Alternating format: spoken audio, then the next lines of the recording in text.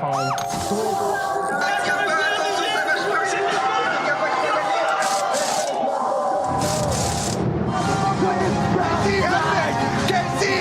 World champions of Trackmania 2023 and RC Johnny, Carl Jr. and Tag, they finished.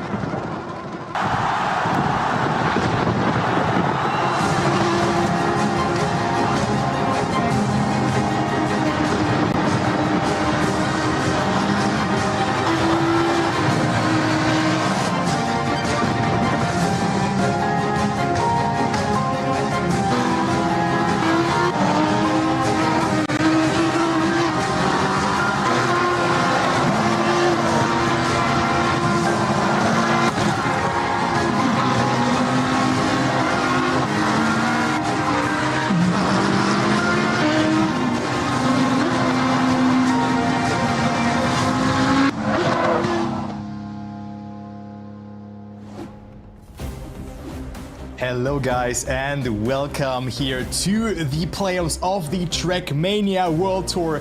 We have 31 players and after this weekend 4 of them will be qualifying to the Paris Games Week where the World Cup finals are being played out. I'm Lucas Turbo, a professional caster and content creator, and I'm joined in by Boney. Hello, how are you doing? Hey, hello everyone. Welcome to the Trackmania World Tour, the conclusion towards the Paris Games Week coming up, right? This is the playoffs. This are the 2 days in which we have these 31 players trying to prove their mettle, trying to make their way into those top 4 placements and join the ranks of Otak, of Carl Jr. And, you know, at the same time, we have the winner of XP Evo still coming in. And but Muda. I'm very, very, very curious to see. And Muda, sorry. Apologies, almost forgot about. Yeah. I mean, a classic. The rest of the great, world great player. qualifier. The rest of the world qualifier, but we come to that in a second because we actually have a very, very nice video introduction of where you get to know what is actually on this Let me weekend. explain it to you. The Trackmania World Cup will be split in 2 phases. First, the playoffs. 32 participants qualified from the regular season will participate in the playoffs. They will be split in 8 groups of 4 players based on their seeding. They will compete in a cup mode. To become a finalist, you have to accumulate 120 points and then you need to finish first in a race to qualify. In each pool, 2 players qualify for the next round. The other 2 go to the loser's bracket. This keeps going until there are only 4 players left. Those players will be qualified for the next stage. They still need to play a match, because the winner of the playoffs is gonna have a huge advantage. It's time for the second phase, the final phase, on stage at the Paris Games Week. Here we'll have 8 players, the 4 from the playoffs, the reigning world champion Otak, the American Major champion Carl Jr., the rest of the world Major champion Muda, and the XP Evo champion who has yet to be determined. They will be split in 2 semifinals. Otak and the winner of the playoffs will be picking their semifinals opponent one after another. Semis will be played in the same format as playoffs, the cup mode with a 120 points limit. And for the grand final, the 4 remaining competitors will have to reach 140 points, and then finish first in a race to become the new world champion. So once again, we have a new world champion that is being crowned. Last year it was Otak alongside Brand, so that's why he already qualified to the World Cup this year. And then of course we already mentioned that Muda and Carl Jr. have won their respective qualifier, the rest of the world and the American qualifier. But there's one more spot that is being distributed next week, an event that we're both attending as well, Boney. I do look forward to that, to XP Evo. It will be very nice. But also I think there's some maps that we also have in this competition, obviously, and those maps are looking very hard. Very, very spicy indeed. I mean, definitely 5 top maps to expect, right? The level of play is not at the point where you would expect casual players to simply pick up and put down. And even then, right, for our professional players here to get into the maps, to really practice, to figure out the best lines is going to be quite challenging indeed. I mean, it's been a tough set of maps. I myself have been going through them. And yeah, I can tell you, it's going to be a treat to watch these players play these tracks.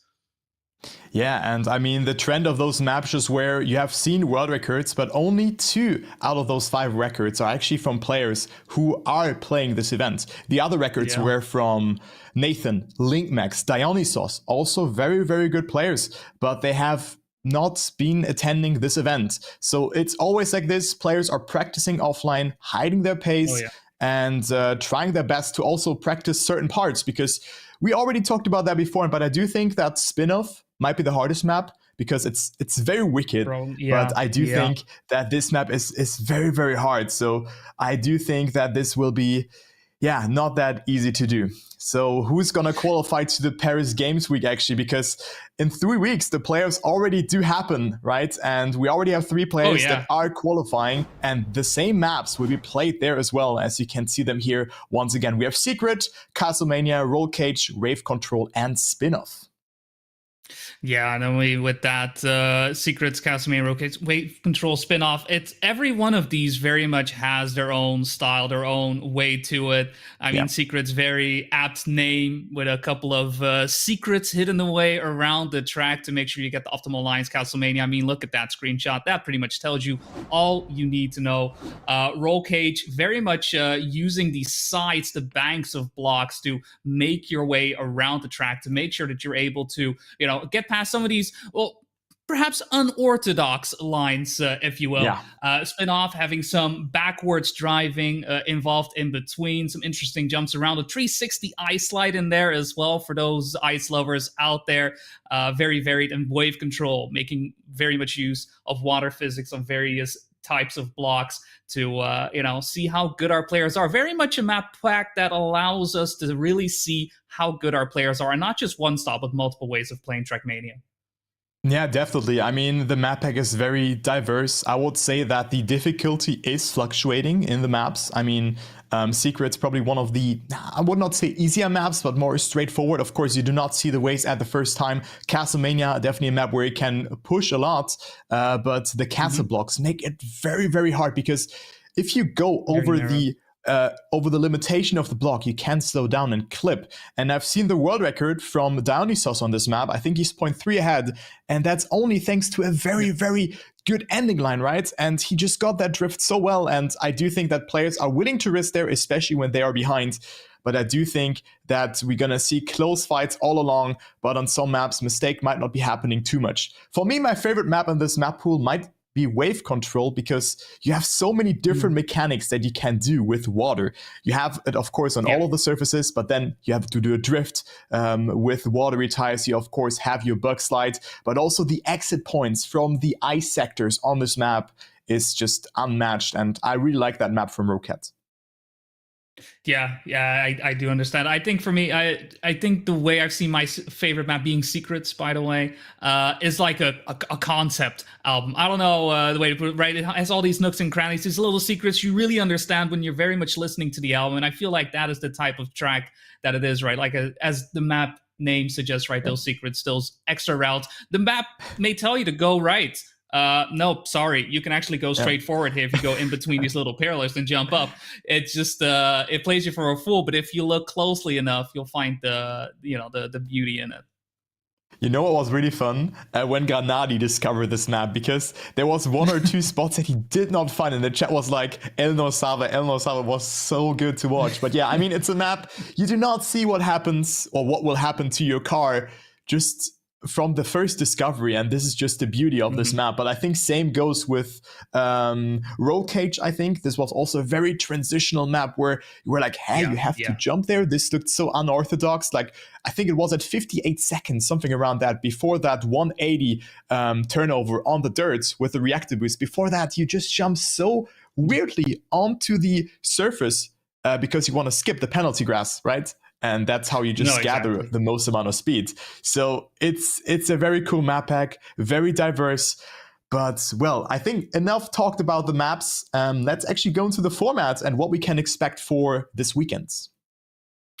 Yeah, I think for those who have been around, who have been following the tournaments in general, it will be cup mode, right? Playing up to 120 points, making sure that you get into so-called finalist mode, win that round, make sure you move on to the next round. Only 2 moving on, bottom 2 dropping down to the lower bracket for a second chance at glory.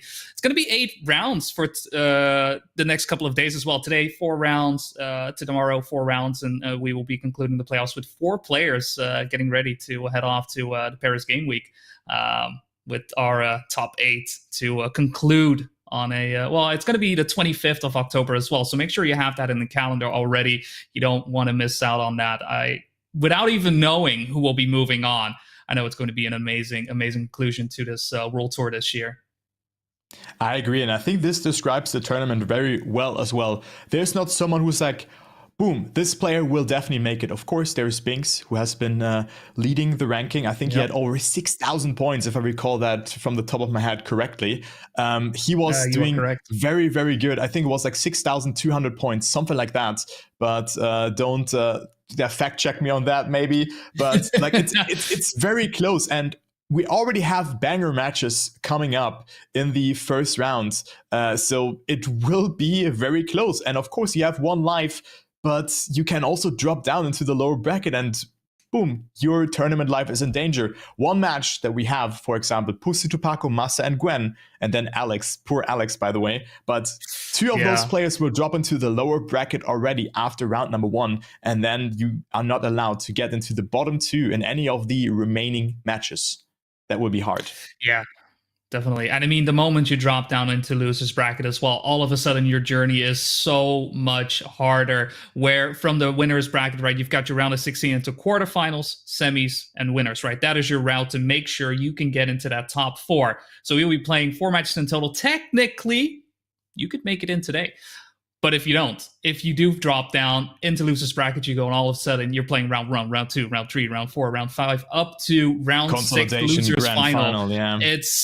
It is a tough journey. It's a lot of playing. It takes a lot of stamina out of you, right? Because at the end of the day, all these players are coming in fully practiced up, making sure that they are ready to challenge whoever it is they're facing. But, you know, at some point, your endurance may catch up to you, right? And maybe lines that could come naturally to you, maybe a bit more of a tricky part. So, you know, avoiding that at any cost is obviously the name of the game. I mean, it makes sense, right? Don't lose. I think that is advice that anybody would take. I mean, it's hit or miss. For some players, it's also really good. But usually, I mean, like with today, if there's 4 matches, I think that is bearable. But like if you already drop down like from day 1 and you're like, the 2nd match, I'm in the lower bracket. And there's still a long way to go. But I think players are managing to go through. And I mean, already a prediction from my side. I think that all of those players in the Paco Massa Gwen match, I unfortunately think that Alex is not making it far, but I hope he proves me wrong. I hope that he proves me wrong. He can do it, I believe. Extensively practiced, but I do think that all of those 3 players will make it into the top 12. But I mean, let's jump on, because what are players playing for, right? Of course, top 4 qualifies to the World Cup, but also we should mention that the first seed of this event comes with a heavy advantage, because OTAC and the first seed of this event are placed into 2 different semifinals, and they take turns and kind of pick their matches. OTAC starts, picks a player that has qualified from the pool of still 6 remaining players. Then it is the turn for the player that got first in this event, and so on. And then we have our matches, semifinal 1, semifinal 2, played after each other, and then there is the grand final being played. No double elimination bracket, single elimination all the way through, and a prize pool of 18,000 euro. So for the players who already qualify for the World Cup, the top 8, they go home with 700 euro. Then it is 1,200 for 4th, 2,000 for 3rd, and then 4,000 and 8,000 euro for 2nd and 1st position. I mean, that's no small chunk of change indeed. And as you mentioned, right, that advantage that you gain from coming out first place here in the playoffs is massive in that regard, right? Having your pick of players, having that control over who you are facing, you could, to a certain extent, even practice knowing who you'll be playing up against. I mean, at the end of the day, if you want to be World Cup, you're gonna have to beat everyone who will be making their way through. But just knowing that you could say, oh, I would love to play against them, avoid that player. We all have our favorites. We all have our players that we want to face and who we do not want to. But I am very curious to see who that will be. Who will be that first place player? But that is something we won't know until tomorrow. And I mean, it does look like we have our first match set up, ready to go in just a little bit to kick off this playoffs. Yeah, we have Richie, Epos, Charles, and Thomas Jean, and I think this is a match that is very close. Richie got 10th in the ranking, played the duo dash together with Thomas Jean, so two friends are in a match against each other. I mean, I talked to Richie as well at Gamers Assembly where he got second, and then he really got me on the radar and was like, yeah, this is a player to focus on this year. He was just behind Tween, he got second place in there. Then we have Charles also in this match, the Colombian player, rising talent from South American, 33rd in the ranking, and he just did very, very well in general. Showed great pace, knocked out players like Razi, for example, in some of the monthly cups. I think that happened twice, but Razi also took us a revenge. I think it was the last monthly cup. And then last but not least, and I think also the favorite of this match, Epos. Yeah, and Epos, despite him not having played as many tournaments as the rest of the players within the World Tour circuit, he has been a strong player to look out for. I think for those who have seen him play in the Beacon World League, which he has won both editions for, where there may be a Division 1 and 2, he was Division 0. That is how good he was. He was head and shoulders above the rest of his competitors there, and you could tell in his demeanor as well whenever he did come in on interview or who would be the best, who will be the winner. He would pretty much say himself. In that regard, he does believe he is able to be that good of a player. He does believe he is, a winner at heart. And coming in with an attitude like that is, it's going to do dividends for you. Yeah, and here we go. We have our first match starting right now. I think Epos, as you said, is the favorite. I mean, he was in the Comic-Con Baltics finals. I still remember he had severe tech problems. His controller did not work. He had to get a new one. His tournament life was in danger, and then he made it into the grand final. But here we go. The first map is, of course, our beloved Castlemania, the map that we mentioned where you can clip a lot. A nice map by Kisla. The world record is from Dionysos, 114.483. And here you go. The first round is ongoing. Epos and Thomas Jean having the best start, and Charles and Richie already are a little bit further behind. For me, TJ and Epos were the favorites, but it all really depends on who practiced the most, and never count out Charles. He's a very consistent player, maybe not the fastest, but he's always there to snipe away a second or even first position. Ooh, different line for Epos there, and he makes a mistake. Yeah, what was that inside line right there? He may have not... I don't know if he was cooking there or if he accidentally had a bit of a bad line right there, but it did end up in him crashing out. So it is Thomas Jean and Richie at the moment, the old two teammates in first and second, but there's not really a lot of danger at the moment for Thomas Jean. He is ahead by about a second and a half. He's looking like he will be able to make his way through the track relatively cleanly. There's still a bit of track remaining, but even then we're past the walls of the castle, and it's a couple more drifts for Thomas Jean to pick up his first 10 points of the match, making his way through down with Richie following suit. It's going to be a first and second place for Thomas Jean and Richie. Epos coming in third, and Charles on fourth place. Bit of a tricky round thus far. Perhaps the players, warm up a little bit. And as you mentioned, right, not a lot of online records. So I can imagine there's a bit of, figuring out pace of one another. Yeah, that's definitely the case. So figuring out the pace, getting into groove of things, and I think we're going to go into round number 2 just like that. So here we go. Round number 2 is starting as Richie now gets the best out of it, but also makes a mistake. And, well, it just seems like the nerves are still there. I mean, it's the first couple of rounds. I think players have to be aware of that and maybe handle the pressure really well, and currently Thomas Jean just does that. Richie not on the board, and also Charles a little bit further behind is not willing to risk that much. And look at that again, Epos and TJ looking strong, and I'm happy that I picked Thomas Jean for my pick'ems in this match. But Epos with a different line, going left pole there. It looked like he traveled less distance, but I'm not sure if it's faster. But right now he's in first. Yeah, it's the exit speed that seems to make the big difference. Where you do go on the outside line, Thomas Jean did have more exit speed coming out of it. But yeah, Epos that time around did find the line, did find the momentum. And I think it is because you do have to slow down over the wall is the reason that Epos perhaps went for that. I'm very curious to see that one coming true in a couple more rounds. For the time being, Charles, who was on the hunt for Thomas Jean, was ahead for him for just a tiny little bit. Unfortunately, did have to relinquish that second place spot and is going to have to settle for third.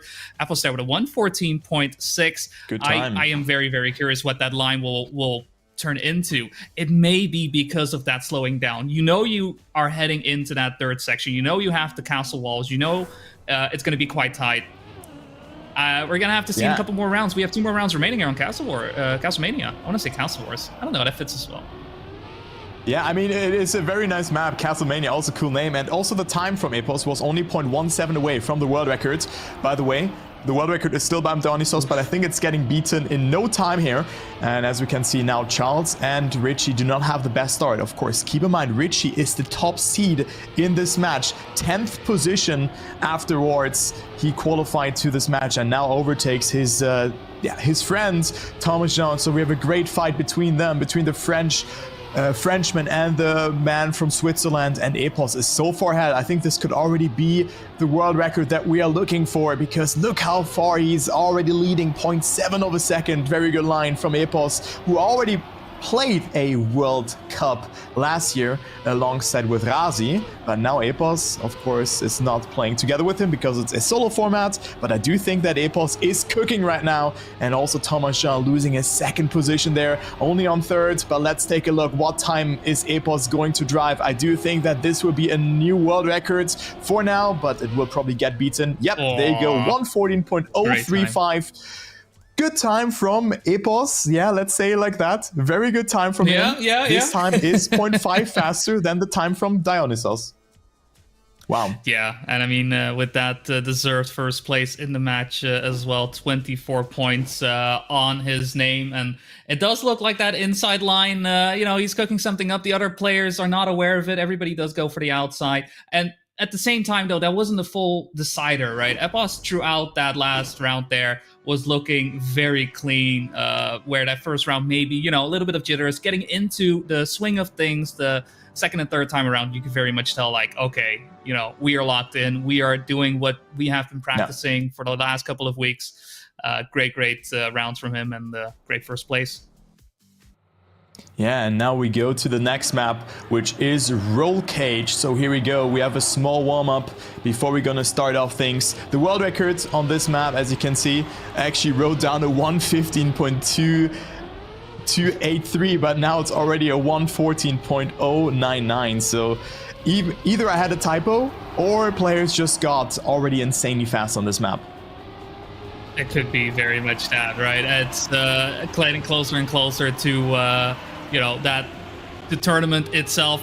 You're going to have to, at some point, really show off the pace and whatnot. And thus far, it does look like Richie is doing a phenomenal job just making his way through, starting to get away quite far from Thomas Jean. But Epos now also wanting to be part of the fun, getting on the inside line there as well to overtake Thomas Jean just a little bit. But a slowdown from Richie right there.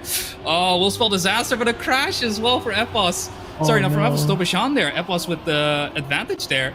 This is very much going every way, and Richie having some issues with the bumps right there. I think that sector in particular there is going to be quite a haymaker for our players.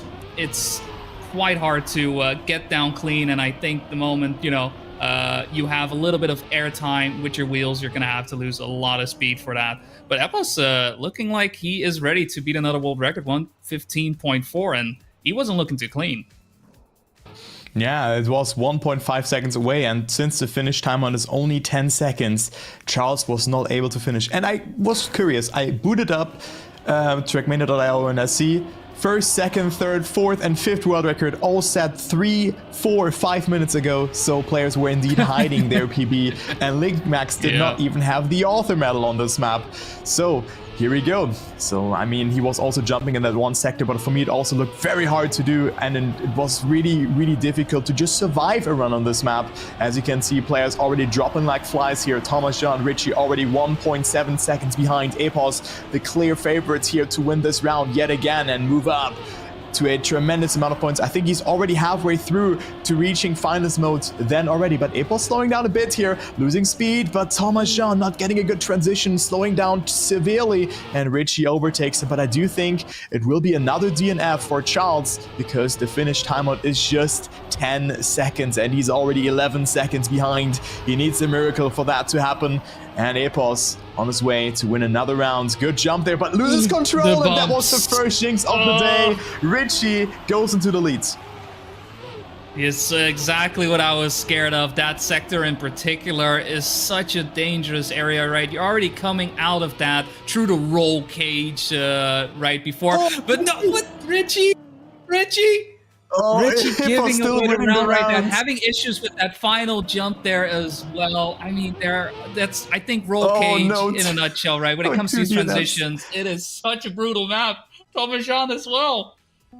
Oh, yeah, roll no, cage, what is going on? I think underestimating the map, the power it holds, I think is what is happening right now. There are a lot of tight sectors in general, and because of the way these transitions work, you need to be ahead of the curve, literally, for some of these turns. But what a bloodbath that was, and Apple's still coming out on top.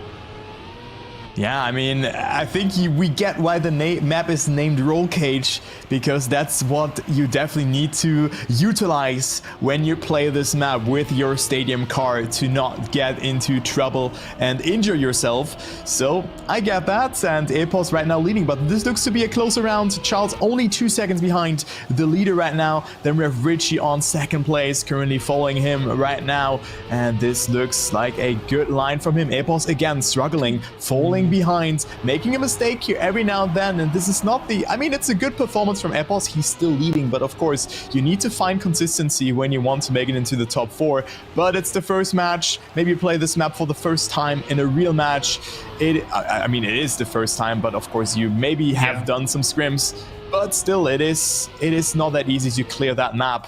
And Richie wins the round with a 1:16 time, 2 seconds off of the world record. Epos getting second, Thomas Jean on last, and Charles also with 4 points in this round. So that's the standing right now. Epos with 50 points, Richie still on second, Thomas Jean on third, and then we have Charles with only 14 points in last position. Yeah, Charles and Thomas Jean really having some issues finding their footing on this track. I mean, once again there, Charles at the start already falling behind, and because of that, the 3-way fight occurring. Epos taking the lead for the time being with Thomas Jean right behind, but we have seen both players, falter. I mean, Thomas Jean already had that DNF happen. It's really only been Epos and Richie who have been able to finish every single round, and it does look like this round, once again, seems to be a bit more of the same, though Thomas Jean is holding on to make sure that he is part of the party, he is part of the equation. Barely makes it through that transition right there, but has to fall behind into third place.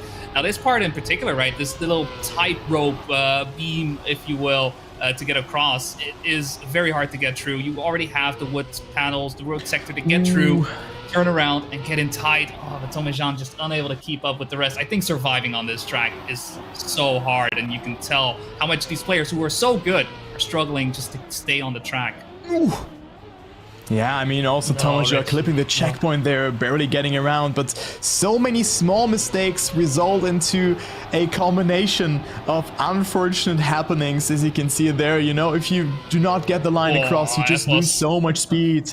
And well, Epos with another new world record, 2 out of 2. Maybe the leaderboard has not been refreshed. Let's see what actually the world record is a 1:13.829 by Gwen, but still a great time. This still puts him on P number, I think this is P number 4. So still a good time there from Epos, but of course a lot of matches are played at the same time right now.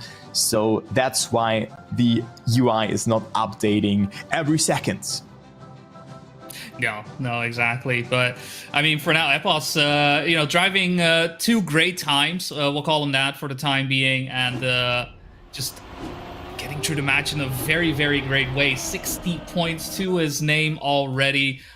Very comfortable indeed. Thomas Jean, who started out strong on map number 1, has been struggling a bit since. Hopefully he'll be able to make his way through here as we do make our way here onto map number 3. It is going to be wave control, so time for some water slides, and make sure you get your towel at the ready. Yeah, my favorite map. So many different layers with water that you have on this map. It's very, very cool. And also the ice is not getting neglected here.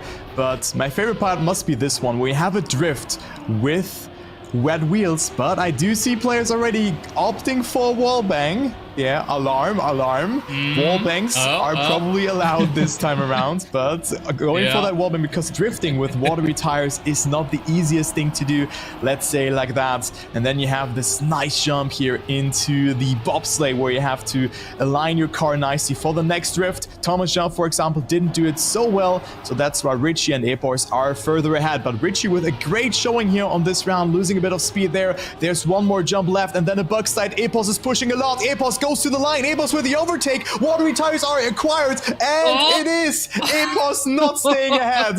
7,000 of a second. What a great fight was that. Oh, beautiful finish right there between the two players. Came down to the wire. Epos there, just getting a little bit more speed on the downhill to enter into the plastic together with Richie, but Richie just holding on to first by 6,000ths of a second. Very, very impressive. Great finish from the two. And thus far, you know, just for me at least, my prediction was Richie and Epos, and it's starting to make their way true. You can very much tell the two players are keeping each other honest, keeping each other in check, but also finding the pace of one another at the same time. Both players currently side by side, but Richie actually starting to get ahead just a tiny little bit about that tough second. Both getting that wall banged down. It does seem like both players understood the assignment there. Thomas Jan and Charles, unfortunately, just missing an action for this one. So it will be a two-way fight between the two. And Epos is looking to extend this lead. And Richie just, you know, wants to make sure he joins along on that wave, if you will. I mean, it's an important strategy as well when it comes to these four-way fights. You want to make sure you're in top two, obviously. But when it comes to, okay, who are you beating to the line? Preferably if you're in second place, you know, if it's the guy in first, make sure it's the guy in first all the time, because that way, hey, you know, who's going to catch up to you, really? I mean, of course, 10 points are very good, let's say like this, but if you can take a safe second place and not have to go out of your comfort zone because your direct competitor, Thomas Jean, not finishing, well, then just take that, right? Take that. You're 20 points ahead, just stick to the plan. Epos is doing a fantastic job, but I think he's unmatched right here, right now, because I mean, top 5 world record time on the previous map and then a world record on map number 1. Epos with great showing so far, maybe was lacking a bit of consistency, but this could also be the nerves, as we're currently following Thomas Jean in this round, who definitely lost some ground, had a very good start into this match, but now finds himself 20 points behind second place.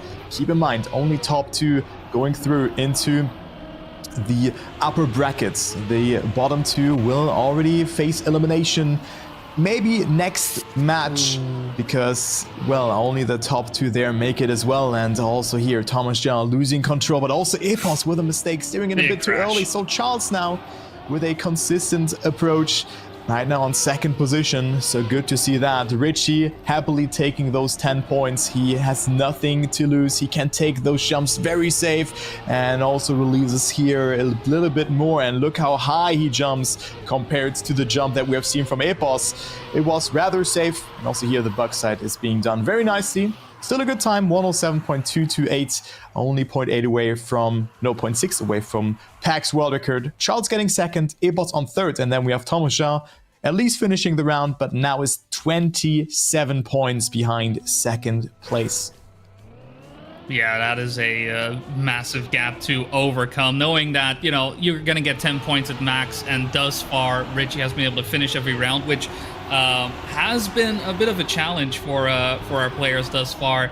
It is a tough hill to be climbing, and you don't want to be thinking about getting into losers bracket this soon into the match, into your tournament at that as well. But for the time being, again, it seems to be a bit of a Richie Epos show once again, both going for that wall bang, whereas Thomas Jean does decide to take the drift. Charles getting into the mix there as well to give the fight to him, but both players too far away from Epos and Richie, making their way through the ice, and they're just exchanging these first places left and right. It doesn't seem like any of them really, you know, has a little bit of a different line, making sure that they're able to get ahead of one of the other, but no clear favorite thus far.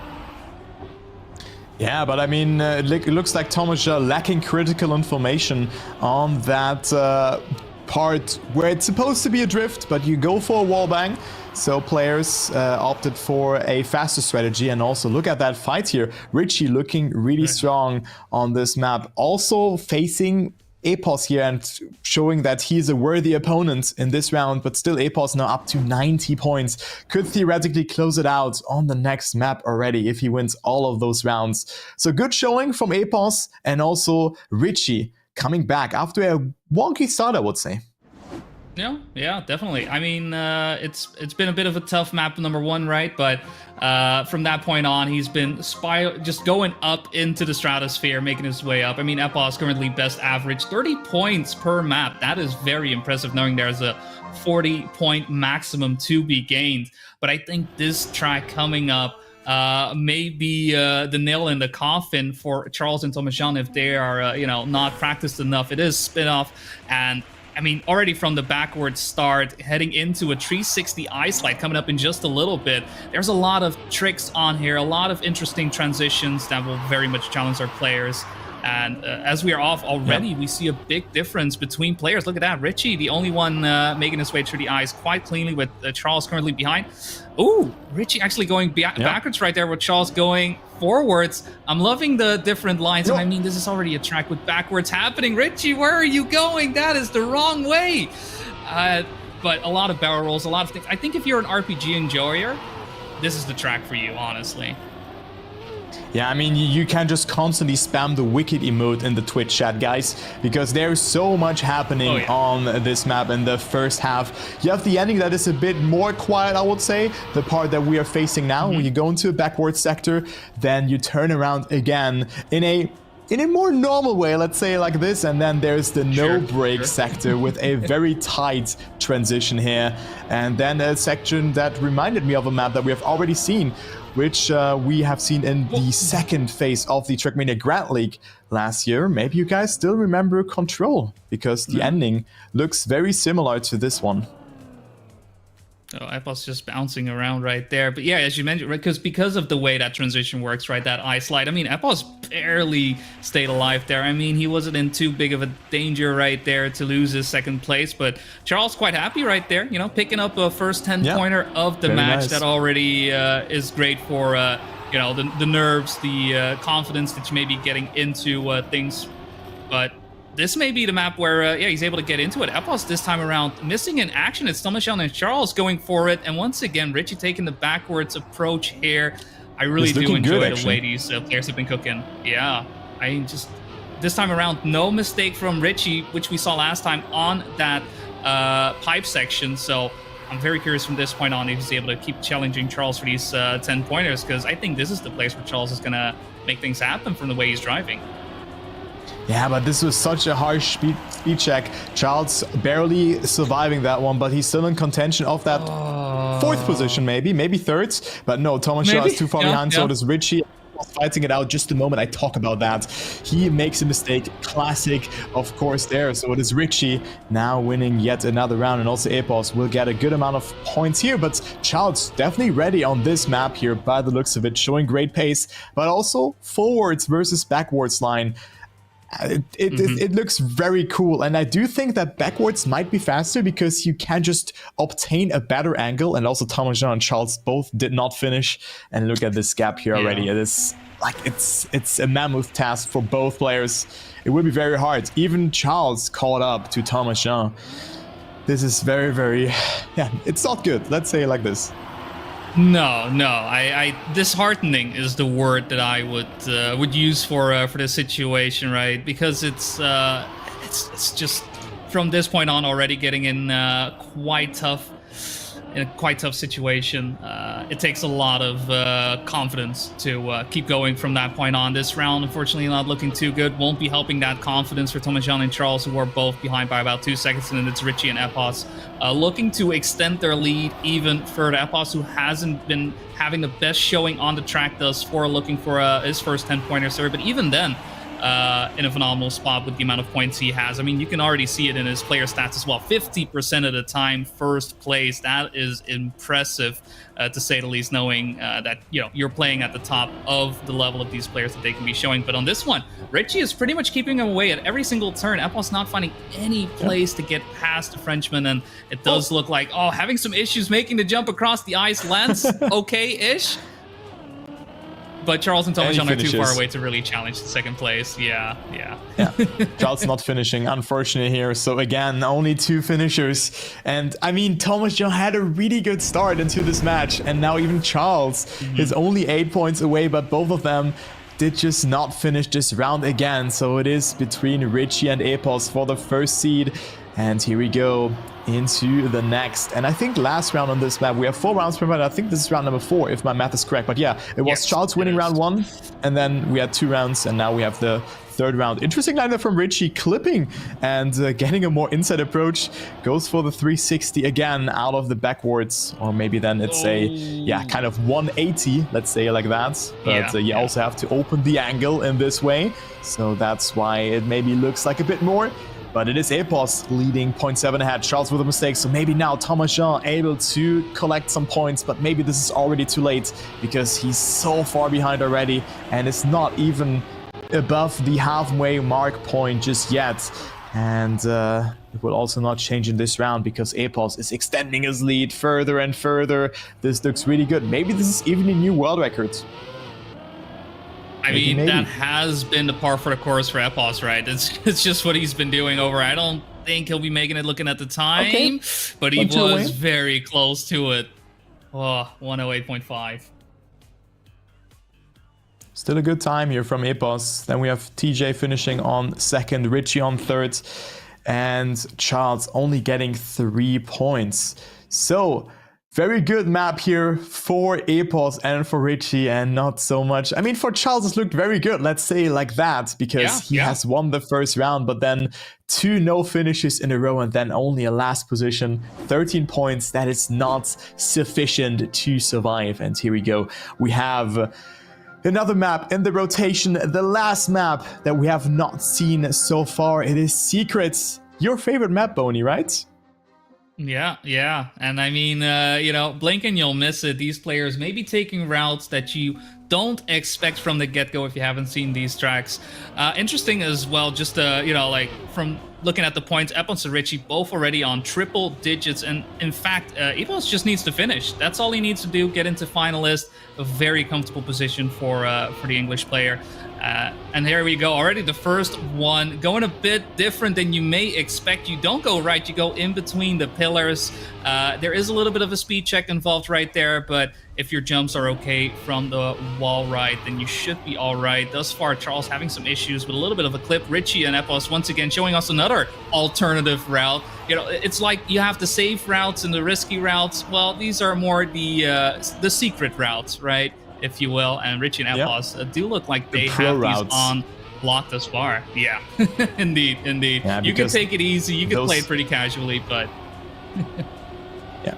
the fast lines are getting hidden, and you can see it here, also the beam landing, and you have another one that is coming up very soon that feels quite similar, the jump through here where you have to land on a bigger beam and then the jump into the ending, which is just a speed check. And look at that fight here as well. Richie staying in first, 3,000s ahead of Epos as they were just cruising to this map and just made it look so effortlessly. And now Charles is the one finishing, and Thomas Jean absolutely lost this match after map number 3, and now he's like, he needs to double his points, and even then he will not even be on 2nd position. So not a good situation right now. And let's go into round number 2, where Charles gets a good start, jumps quite far up, but you want to minimize airtime there to just maximize the time on the ground and to accelerate accordingly. But on the other hand, you also need to open the angle to get around that turn and not slide, that you make that jump through the secret way. And all players except Thomas Jean, Richie, and actually now also Epos have made it. I thought that only one player has made a mistake, but it was 3. But now Charles on his way to maybe win another round, looking good, and only a little bit of track is left for the Colombian player. Yeah, costly mistake there from Epos as well. First time into finalist mode, and unable to close it in, knowing that Richie made the mistake early on that may have been, enough that having been his main contender throughout the match, perhaps put him in a, false sense of security, because it is going to be Charles right now picking up 10 Very points nice. of his own, denying Epos that finalist spot. And Richie, for now, going into third place, will be on 114 points. So for him as well, it's going to be another round to try and put himself into a relatively safe spot. I mean, it would take definitely, it's like the Grand Canyon at this point if you look at points wise. Yeah. As from this point on, Or right? the The Great moment Barrier Reef, it is maybe, Richie and or finalist something like spot, that. yeah, Yeah. it will be very, Or very, maybe very Mariana's tricky Trench. Mariana's Trench, I think, describes it a bit better, right? Because Yeah, it is very, very deep in that way. You need so many points to catch it up, and I would say it has never been done like this, other than maybe the controller broke and you magically got a new controller, something like that. But I cannot think of a comeback Yeah. in that magnitude. I cannot. No, but no. here we go. As Epos much as I still would love to finalist. see it, yeah. Yeah, and I mean, Richie fighting him hard for it as well, right? He wants to get that top seed as well, and he is very close to it. But a small clip right there, jumping onto that block, will put Epos in a very favorable spot. Just needs to make sure he hits these last two secret lanes. First one down, and making sure that he can get the second one here as well. Small bit of a speed check, making his way through. No yep trees involved at all. And Epos making it happen with the not even risky finish. He is like, you know what? I Classic don't trust the Epos. speed. I'm okay with it. We'll take a left and move on to the next round. Thank you very much. Yeah, smart decision making there from Richie, and also now Thomas Jean going back into third position, because the seeding also somewhat matters a little bit, because of course you want to avoid playing against two third seeds in the next match. If you are fourth seed, this will be happening, and you still have like a little bit of an advantage if you drop into the lower bracket. Your match will be a bit easier if you're third seed versus fourth seed. But here we go, Richie on his first finals attempt, and I have to say, worthy opponents towards Epos here in this match. Very, very good showing from the 10th seed for Team DNF, if I recall that correctly.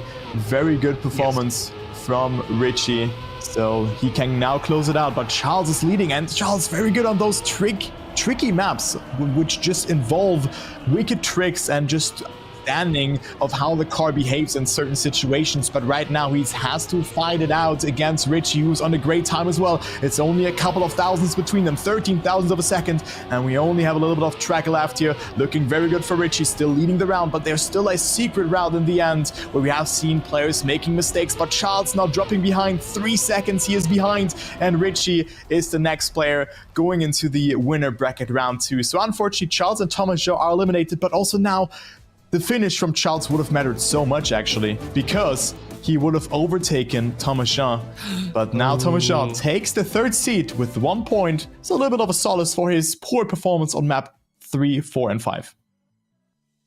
Yeah. I mean, I'm not. Maybe it was tactical. Maybe he already knew. Either way, it will be the lower bracket for him. But it's going to be Epos, our match champion, right here to pick up first seed and show off what he is capable for this first showing as well. I mean, we saw multiple world records pop up. Checking after the fact, not all were necessarily world records, but it does give us a good idea of what the pace is that he is able to show in rounds. And I think that is always important to say, in rounds, because offline, online practice, whatever it may be that you're doing from practice side, that's great and all. But if you cannot perform that level when you are playing at the pressure that is the playoffs, then it's not really that much worth. And fortunately, Epos is the one who is able to get as far as he can. Just jumping into another match here, we see Razi just picking up his finalist spot right there. Just double checking which match that was. Tween, Razi, Maxtrack, and Yandro. And Tween coming in first, I don't think is a surprise for a lot of players. Maxtrack and Yandro, unfortunately, just missing out on the mark there. I think there's still probably an obvious pick, probably the Massa. Paco Gwen match is probably still ongoing, but there you can see Tween won this match, so congratulations to him as well. But I think it's good because we had different lines that we have seen, for example, on wave control, but also on roll cage, where we had a different line through the ending. Yeah. The world record, online world record, was like more than a second faster. And of course, for us, I think we're both like okay, decent at the game, but it's also not like, okay, yeah, we have not played those maps for 10 hours as pro players have done that. It's also then cool and refreshing to see, okay, what is the actual pace? What have players prepared for? And let's see if production has another match for us. We have to wait on that, of course, but I assume that the match is still ongoing because we were there. And yeah, well, that was the match that I was talking about, and Massa already closed it out here. Okay, against all odds, Massa closed it out, and now Paco demotes Gwen into the lower brackets. Wow, Gwen was, for me, in my pick'ems, going all the way into the final. Okay, Gwen not making it, but it was a double final situation. Ooh.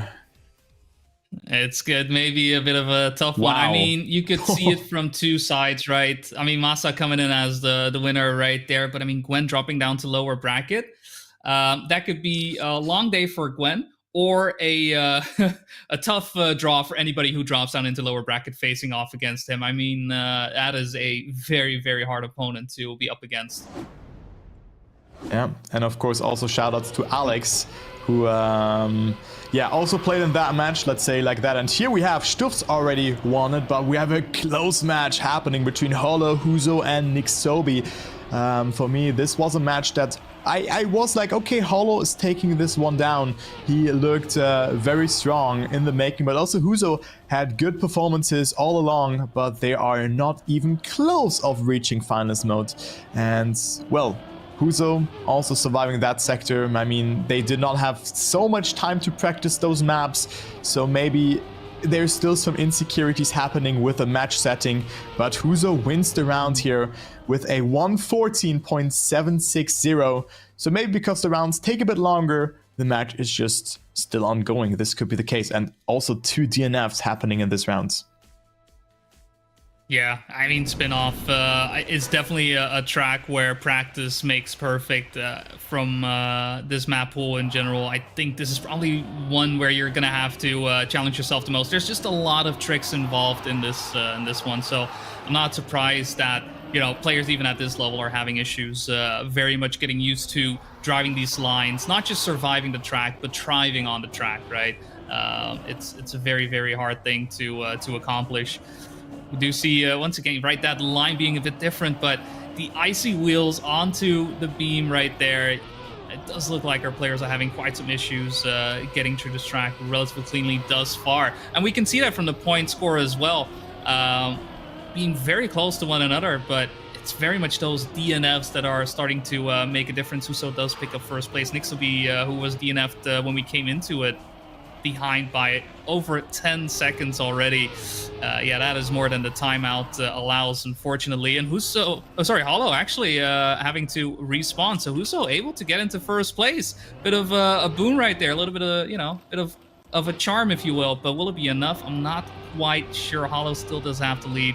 He's gonna jump onto the final sector, and look at that, picking up a 10-pointer of his own. Yeah, Holo is getting that first position, but what a 1:15, 7 seconds away. So here we go. It is getting closer. 102 points for Huso though. Holo at 95. So as we were saying, it still a close match and everything can happen up until the ending.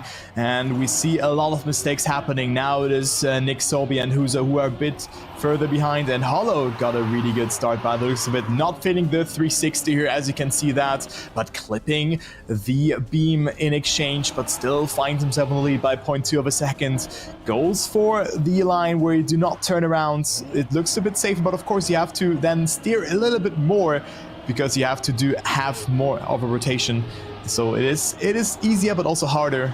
It sounds a bit contradicting, but I think you know what I'm talking about. But also this part here, not that easy to do, as Holo is the only player who has somewhat survived it. Huso and Nixobi are a bit further behind. Yeah, just having some issues making that jump through that ring, the ring of light. it does line up, great if you want to jump into the ice sector quite nicely, but when it doesn't, it doesn't really work out too well. Hollow going for the respawn right there, not enough speed to make it across the super boost, and won't be hurt too much. Still in first place. Huso too far behind to really challenge him. And Nixobi actually getting a bit closer there as well. Perhaps wants to get past Huso, but with only one jump remaining, has to hope he doesn't make it in. Huso does survive, but loses a bit of speed. Not enough though. But Nixobi missed the checkpoint. He missed the checkpoint. No, he just finishes now because it was Hollow finishing. Yeah. Don't worry about it. Finishing. Also, apologies. One mistake that I'm spotting from Huso is that in the last turnaround, you need to hold backwards like up until you land, because the forwards gear is not in. So if you press forwards, you will then just slow down, like it is like braking, like it's inverted in this way. So it's very important for Huso to understand that he needs to continue to brake on that sector, else he will have severe problems to making that jump. But it can be a bit unintuitive to just hold backwards, but you need to do that because you're in backwards gear, you cannot change that, and that is just a mechanic of that game. But right now, it's looking good for Huso. Good round here. Also, wicked save from Hollow. I'm not sure why he respawned. Not sure if he even had fallen down. But Huso now making it. And let's see if he's going to air brake or like if he's going to brake or not, actually. Oh, maybe he does not even go for the... Though. I think he just goes for the respawn. Yeah. Makes sense. It's a bit of an awkward one. He needs to go to the left. No, you have to go to the left. Yeah. This is not the time for discovery. All right, you need to go to the left. Go in the booster. This looked like he was never on this kind of situation. He confused his rights from his lefts. Maybe he expected, the respawn to be somewhere different. That may be the case, but picking up the 10-pointer is a bit awkward the way it went. But yeah, a win is a win, entirely. Right? Yeah. No, very true. I mean, putting himself in finalist mode at the end of all that, still a good result despite, again, the left and right, sometimes it's hard, right? I can only, I can only distinguish it because I broke my right arm and, it's right. Yeah, there you go. Or I have a friend and she has a point on her left, like I think index finger or something like that, because then she's able to distinguish left and right. Other than that, she cannot do it. It's fun, but that's a problem for another day. Let's jump to the next map, and we probably gonna determine the second seed of this match. Stuft's probably already preparing for the next match, and here we go. We have our next map, which is Secrets, and look at the world records, 106.657 from Mime. Yeah, I mean, Mime, a strong player as well. I'm not quite sure how he has done in his match, but I'm sure we'll figure out that later. I mean, playing against Yamikaze and Pupur. But that is something for later. It does look like Huso having some issues discovering some of these secrets, falling behind a bit on Hollow, but he needs that first placement to make his way into the next round. Gets a little bit of advantage right there onto the drift, but then has to deliver once again heading into our second secret of the day. I mean, it's 4 secrets if I do recall correctly. Who knows? There may be a secret fifth if you've unlocked all 4 at once. I would love an Easter egg on this one. It fits very much for a track like this. But Hollow for now just keeping the defense up beautifully, just making sure Huso doesn't find any place to get by, and Hollow just needs to make his way through the last couple clips. The block right there. Oh no, Huso with a crash as well. In Shambles and Nixobi maybe the only one to make things happen here. But guys, I mean, you can just see how incredibly hard those maps are. Yeah. Nixobi even opting for the safe ending there, not going for the secrets. But I do think the players have extensively practiced those maps, but maybe we're lacking a couple of hours, and by any means, they are not bad players, right? And you can see they are even struggling on that on a frequent basis. So as much as we write XDD or like giggle about that, but you just have to admire how good the players are, like Epos and Richie on the previous match. Wow, like impressive performance. Those maps are not easy, and already finishing them in the 10-second finish timeout is a good accomplishment. Let's say it like this, really. Yeah, it's very easy, from our point of view, yapping on what's going on. But yeah, definitely playing through these tracks, just trying to get a medal in general, I think is going to be very tough for a big part of the player base. So yeah, there will be struggles. There will be some, times to find it, because you have to do it live. You have to do it in rounds, and that puts a lot of pressure on top of you.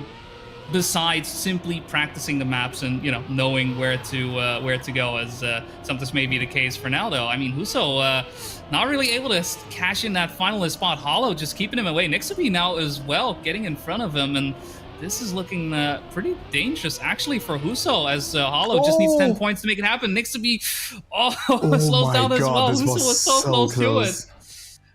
Yeah, but what a close round. I mean, we were just bashing on the players and saying, yeah, they cannot drive good times, but they proved us wrong. This was a very close round. Good job from all three players here, as we, of course, still have only one finalist by the name of Huso, but players are slowly but surely catching up and getting some points, but still Huso is alone. Let's see if he can close it out or not. Very good start, but also Hollow and Nick Solby did not have it too bad. And here we go. Huso still leading, and this looks like a good line from Hollow as well. But let's approach the second part of the map. Also the bug side, very important. You do not want to hit the snow there, because then your car will lose control. You cannot perform a bug side on snow if you like fully touch it or jump too far to the left. I mean, I think a little bit of your front tire can touch it, but not too much, just a little bit. Just slide over it, right? And then you get the bug slide. But it is Huso who has to just excel himself into the lead, because right now it is Hollow who denies him the ticket into the winner bracket round 2 and might send him into the lower bracket if he continues like that. Yeah, unfortunate touch into Crash right there does mean Huso is gonna have to relinquish this round once again. I mean, that's gotta sting, right? You've had a couple of opportunities to cash in on finalists. You're not on spin-off where things were, a bit more troublesome. But now Hollow, with the only finisher of the round, picking up 10 points, and he only needed the 5 double finalists coming in. Nixaby actually relatively close, so not fully out of it just yet, but Huso may be feeling a little bit in danger, knowing that Hollow, who has been doing a great job here on Secrets, may be doing it one more round. It's going to come down to it. Huso does take the lead early on, with Nixaby and Hollow right behind, but Huso has been struggling from the point where the drift comes up, coming up in just a little bit. Get this jump here onto the booster, and this is where Huso usually seems a little bit less confident, goes a bit wider, and there you go. You can see Hollow already starting to pick up a little bit of speed, get a bit closer, but goes too wide. This is the opportunity for Huso to do it. He's had a couple of tough rounds in finalist mode, but now with an advantage like this, surely this is it. Yeah, surely this is it, but I mean, he had so many opportunities. It would be great, but of course bittersweet for Hollow as well, who was denying Huso for the last 2 rounds, but now he only has one more secret to go, and this one is a bit easier than the one that he has just cleared. Surely he will not hit a 3. Surely he's going into the next round. No! He goes for the secret again. No, okay, he goes for it. Waiting. Oh no, I jinxed it. Nick Solby did nice. Nick Solby did nice. Okay. Nick Solby Hollow did is nice, not through. Oh my god, what is happening? What? This is one of the matches ever, really. Yeah, no, I think that's very, very, very true indeed. I mean, what a way to make our way through Secrets. First time around, all 5 maps for that matter as well. But yeah, Huso so close to it. I mean, that last round really came down to it. Just needed to get that final jump. But unfortunate clip onto the block right there, hitting the engine off sector as well. Pretty much sealed the deal. So we haven't seen how these players have played on Castlemania, but this is going to be it for our players. We have 2 rounds at most. Nixaby potentially could deny once again to make a triple finalist, but at the same time, Huso and Hollow, I'm sure they're hungry for that win, and it's going to have to come down to it right now. Yeah, and I think this is a sheer pace map. There's not impossible obstacles to clear where you can clip and have to go for a double respawn or turn around and do a 360 and all of this. This map is straightforward.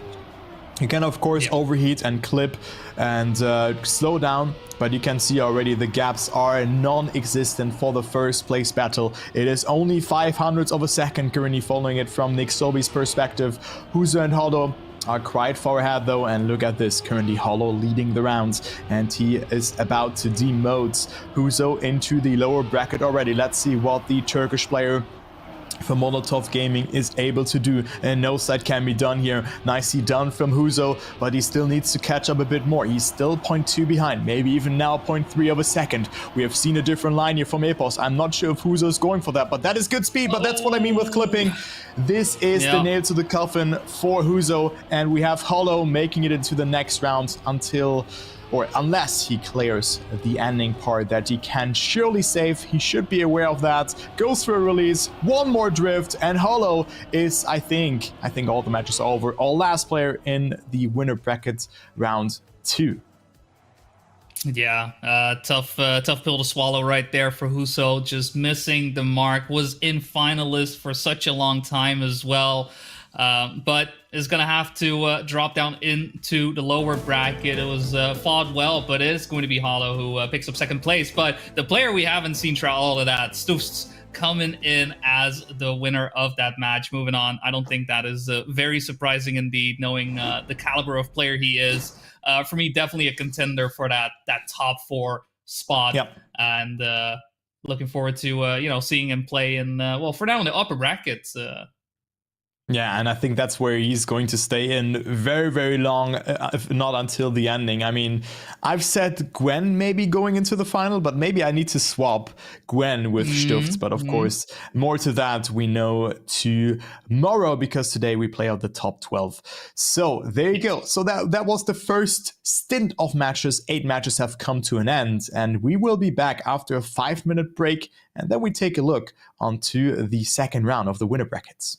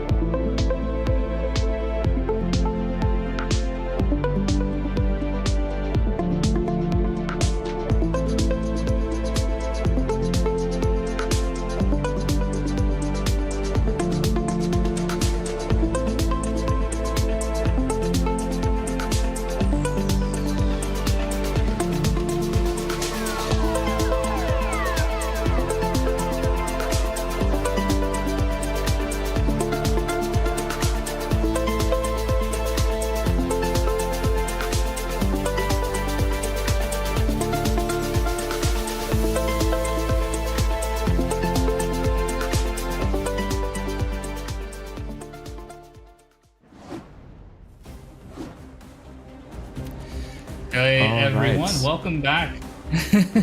Welcome back. Round were number just 2 talking of and talking. playoffs. Yeah, we Dude, were just chatting. We were having a great time were here, just guys. chat- Hope you are Like, too. oh, the music We're is already talking fading. about XP Evo, which I think is Dude. appropriate. Oh man, that was so awkward. I was They like, caught okay, us. what is going on now? Because I was still checking on what match we actually are casting now, but it will be the match between Epos, Massa, Binks, and Melio. But yeah, here we go. I think we had a very good showing here of the first 8 matches. We have seen different pace and all of that. But let me, also get things clear here. I think there's not really like someone who we could like expect to already like as the favorite. Or what do you think? Yeah, I mean, we already saw Epos coming in with the pace that he was showing off. I think that in and of itself already puts him in a great spot. Massa, I mean, needs no introduction. Long-time player, has been doing phenomenally throughout the year. Hasn't won a tournament this year just yet, but great results regardless. Binks are number 1 in the world rankings. Emilio, I haven't checked his rankings thus far, but I mean, just one of those players, again, just a great player in and of itself. It's very much a toss-up in this one to say, oh yeah, these are the 2 players that are going to be moving on, because whoever drops down to lower bracket, I'm sure they'll be cruising through in some way just because of the strength of these players. I think from what we saw during the previous maps and some of the rounds not looking as clean as they were, I think this will be a different beast entirely. Yeah, I do think so as well. It will be an awesome match, but Gwen already dropping out. Did we have any major surprise happening actually in round number 1? Like other than Gwen, maybe in the group That of is death a good question out? indeed. Just taking a look, Neko knocked out, Nixotica, Crows dropping down, Mikatro, Pupur, Max Yandro, Husonik Subi, Coco, Speed Self. So Autis taking it over. Coco there with alongside Wizzy. Surprise. We saw Richie Epos versus Charles and Thomas Jean, and then finally Pusita Paco Massa versus Gwen and Alex. Gwen right there, being the one to miss out on the mark barely, as we caught the final moments of that match as well. So I think Coco, another player, not to be expected to drop down into lower bracket from round number 1, but this is the reality we live in. And, for the time being, they're just going to have to accept the fact that it's going to be a long journey. Yeah, it can be a long journey, but it's definitely possible also for Gwen to just bounce back into the grand final. Because we all know Gwen, the monster, the fast learner. I remember like 5 years ago, I trained for a tournament. Gwen was going in there no train, and he still won against me. So, Gwen gets better throughout the day and on those maps, but it also depends on like the players have like 10 plus hours, and they're of course pro players on those on those maps and in general. So it will be very hard for him to pick up that pace and also consistency. I mean, the monthly cup was also hit or miss for him. He had problems with his network, and I hope that they will not be happening again, because I think Gwen is playing from an internet cafe or something like that. There were rumors about that he is not getting those issues anymore. But of course, playing in a different surrounding can really pull you off guard. Well, let's see, because we have a match that will be going on here very soon. I'm hyped. What is your prediction, though, in this match? Who do you think is going to make it into the next rounds of the winner bracket? Yeah, it's definitely a tough one. I mean, from my point of view, Epos to me is one of the players I expect to make it to top 4. In my mind, I cannot imagine him not being there from the way he has been playing this year. So I would put him on probably my number 1, honestly. But outside of that, I mean, Massa, Binks, Melio, I am struggling. I would say Binks. I think Binks may be the one, but Massa is someone who is so good at holding on to any deficit, if that may to be occur. But when he is ahead and he is pushing. It's just one of those players who is very much all rounding and all that, and it comes down to his mood. I think is the biggest difference in the way he plays. Melio, I mean, as well. I don't know who's second. I would say Binks. For me, it's a toss up. I think Binks second, Epos first. I mean, now we really see what kind of pace the players have. We have not seen Massa playing, we have not seen Stufs playing, we have not seen Tween playing on stream. We have seen they got first, but that's a big question mark. What margin? Did they close it out after 13 rounds? Did they just barely close it out before we joined in? We don't No. So I do think it will be a close match. It will be a three-way battle between Epos, Massa, and Binks. Melio, if he gets into the match accordingly, and his emotions get not into the way, because I feel like if Melio fails around, it really is in his head, and it will be hard for him to bounce back. I do think it could be hit or miss, but here we go, guys. We are starting with the match, and the first map preview is also loading in, but my prediction is, I think Binks and Massa taking it, actually. Not Epos, because Epos, we have seen him playing, and he made some mistakes. So here we go. First map, world record from Gwen. I mean, already maybe a little bit of an outlook what could happen in the lower bracket as well. But here we go. First round is starting. Top two are going through. Point limit 120, 10-6, 4-3 is the point repartition. 4 rounds per map, 5 maps on the map will warm up of 15 seconds, 10-second finish timeout, and Epos has the best start. Yeah, just making his way off the starting line. Very strong indeed. Binks following suit right behind, but Massa Amelio definitely not out for the count. Very close to the rest of the pack. And Binks actually overtaking first place for the time being. A very tight round from the get-go already here on Roll Cage. We have seen these bumps in the road cause quite some mayhem, so it may be a clean round thus far. But very curious to see if these players are able to keep up the pace. Apple's having to release just a tiny bit right there, allowing Melio to get into the fold there as well. Massa the only one unable to get as close to the rest of the pack for the time being, but from times as well. And just that wheel as well, you can see he is there. He is ready to pounce. Melio actually overtaking Binks, who makes a mistake across those bumps, and that's exactly what I was scared of as well, as Epos does pick up first. It is Massa coming into the fold as well. It's going to be a photo finish right here for a first round crash from Epos, and it's Massa picking up the 10 pointers. Melio on second, Binks on third, Epos on fourth. What a close first round here already on Roll Cage. Wow. I'm very, very surprised by that first round. Melio 100th away here of sniping that 10-pointer away from Massa, who wins that round. And then Epos and Binks. Binks, who was the leader of the World Tour ranking just after it has closed on I think the 23rd or 25th of September with the monthly cup of September. And here we go, Massa now with the first mistake, Epos as well. So a hectic first round, and now we have 2 casualties that have already been reported in-game, of course. And here we go, Binks' wider approach has more speed through that sector. Melio leading, but not by long, I would say, because Binks has good speed coming closer over that wood sector. This is looking very good. Make sure to control your car and not fall over. And Binks does that very nicely, but still Melio looking really good and maybe being a secret favorite to go all the way through. Who knows? Who knows? Maybe he showed great motivation. It was always hit or miss from Melio. I mean, there were also personal issues that happened to him last year, where he was not playing the top of his game, but maybe now he wants to redeem himself. But Binks has good speed coming closer, but Melio with a much cleaner and better line, but does not get that apex there accordingly, and Binks wins that round. But Melio can still get that second position because he has 3 seconds of a gap. It was pretty close because Massa did not make a mistake in the end, still getting only 4 points in this round, and Epos again only with 3 points in this round.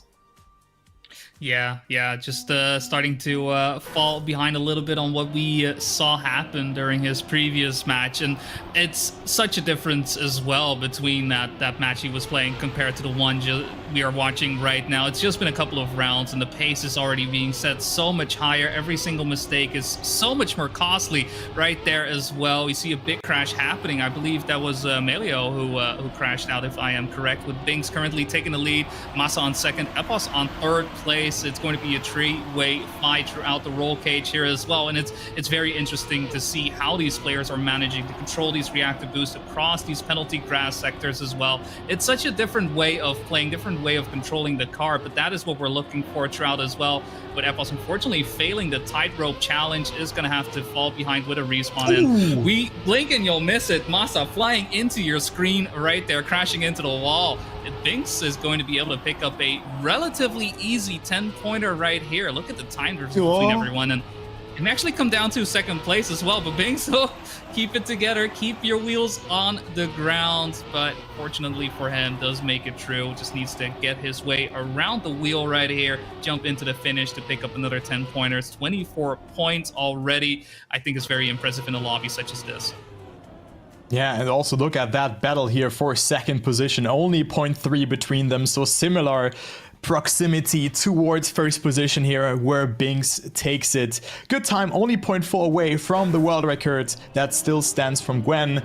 So let's see what we gonna see, what the max is on those maps, but I think that's what we're gonna see at the offline finals at Paris Games Week on the 25th of October. But here we go, first mistake already happened, this time from Binks and Epos, and Melio definitely have to do some catch-up work in this way. Massa, 20 points out of 3 rounds, not too bad. First, second, and third position so far, and he wants to get another good chunk of points after this, or out of this round here, the last round on this map. But Epos right now with a very good line, but Melio coming closer. Melio looking really good. I mean, only 15 points so far, but showed great pace all along. But currently Epos leading the rounds. Good apex from him here as well, but Melio fighting back. Slightly different line there. And now we approach the ending section. Make sure to not fall over. Make sure to not clip anything tightly through that sector where you have to not like significantly slow down, but still need to be so close to the obstacles, and both players are doing it fantastically. Melio losing a bit of control, still making the speed check, and Epos wins the round. 0.249 ahead of Melio. Massa on third, and Binks, after that mistake, is able to finish, but with his first last position of this match. Still in the lead, but look how close it is here. 7 points between first and last position after map number 1. Yeah, and Roll Cage as well, giving us a good, idea of where the bar is being set right now. Roll Cage already is, I would say, compared to Spinoff, I would put Roll Cage and Spinoff on like the same level of difficulty to do consistently, and these players are very much striving here, right? They show confidence in these turns. I saw a couple of turns from Massa there as well. I did not imagine he could survive, but he makes his way through as if it's nothing at all. What do you mean that's just a couple pixels away from that wall? No problem whatsoever. He makes his way through, and that just provides so much benefit to these players as well, having the confidence to drive these difficult tracks in the way that they are, with the speed that they are, and they're going to have to keep that momentum going here on that second map that I mentioned just now, Spinoff, as we get off the line once again. Yeah, a spin-off built by your fellow countryman, by Whiskey. We have seen different lines here, of course, where players opted for a backwards approach. I do not see any of the players here in this match going for that line, as Melio struggles to find the exit out of that turn there, and we see Massa ahead right now, but there's a second place battle brewing right now between Epos and Binks, but Binks with a much cleaner exit out of that dirt zoop sector, and Massa quite comfortably leading, dominating this round, half a second ahead. And let's see how close he can really get to the world record. 108.334 it stands right now from Mime, but this looks good from Massa. Make sure to clear that jump and go into the forwards gear again, and then you have the ending, which is no breaks, and then a tied jump into a like inverted bobsleigh block, and Massa drives a new world record. I was kind of forecasting that, but great to see that. Good time from Massa, up to 34 points, and with that also taking the lead. And so far my prediction is kind of panning out, and also first and second now having 9 points clear off of third and fourth position. Yeah, and I mean a tied third at that as well. It is Melio and Epos at the moment, both on 24 points, and doesn't look like this round is proving to be any better for these two players, as Massa and Binks are the only two making their way across that first sector through the backwards driving. I mean, that in and of itself, right, is perhaps a bit more of an awkward one to get through. Usually, start forwards, this time backwards means the camera can be a bit different to readjust to make sure that you find the turns correctly. And Epos actually going for the DNF. I suppose it was that bad that he decides to forego the points for this one, but not a great way to get through these first couple of rounds here on Spinoff, as Binks and Massa are looking to decide who gets the 10-pointer, who gets the 6-pointer. Massa wanting to get another 10-pointer after that world record drive, but thus far Massa is unable to get past Binks. The pace in and of itself, right, is so great, good. But Binks faltering just right there at the end, relinquishing the 10-pointers to Massa. Massa just needs to make this final jump happen, gets through it cleanly, makes his way through. It's not going to be as fast as his previous time, but even then, Imagine what time Binks was driving Yeah. if not for that mistake. But- Look at the time, 0.2. But I also have to mention here, Massa's turnaround was very, very fast. He gained so much time there towards Binks. I think that was like 0.2 to 0.3 of a second, if not even more. It was just such a good landing, and with that, he was able to just get that forward steer very early, and with that also gather a lot of speed in that sector. So good job there from Massa, driving almost back-to-back world records here, and this is a great showing from, like, he was called the bad boy of the Trackmania scene back then. I think Frostbeal gave him that nickname, and he definitely lives up to that name, and definitely from the older generation of Trackmania, and that was also what Spam was talking about in the stream. It's, again, old versus new generation. The newer generation has caught up quite a bit, and I mean, just keep in mind, Otak and Mime qualified to the TMGL in the same season. I think it was in 2021, and now they are the top players. They are there to compete, and others are slowly but surely coming in. Names like Melio, names like Epos, but Binks now on a good time as well. Also, I would say more of a newer player if you compare him with Binks, of course, with Massa, of course. And let's take a look onto the time. Massa again with a good ending, and Binks with another good time, 108.273, a PB for him. Massa, however, with good points as well, and it's only 1 point between first and second. Yeah, what a tight fight between the two players as well. And I mean, we've been seeing it throughout these rounds as well.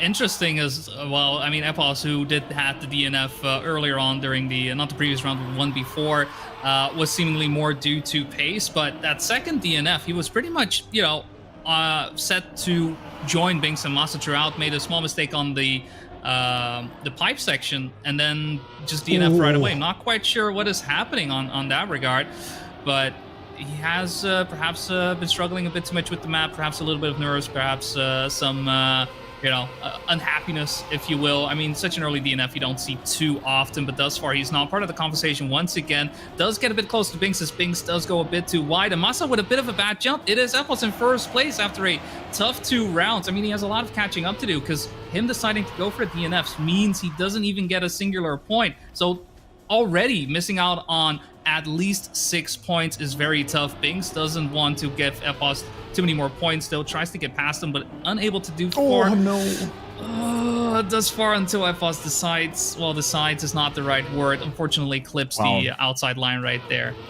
Very tough. And also, Massa wins the round here with another fantastic ending section. I have to say, Massa on this map is on point. Also, how he was able to just control this like very, very risky flip that he has had out of the bobsleigh block before the pipe. This was very good decision making from Massa, and shows that he has fully understood that part and did his homework. So Massa, no life on this competition. Would be very good to see him going into the offline finals, to be honest. I would love to see Massa in there. And here we go, map number 3. And this will be another banger coming up.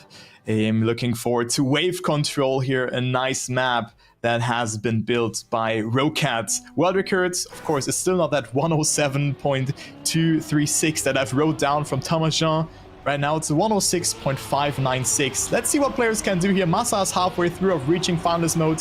So at 120 points you activate finalist mode, and then you have to win one more round to secure a spot in the next round of the winner brackets. The top 2 is going through, and the bottom 2 gets into the lower brackets.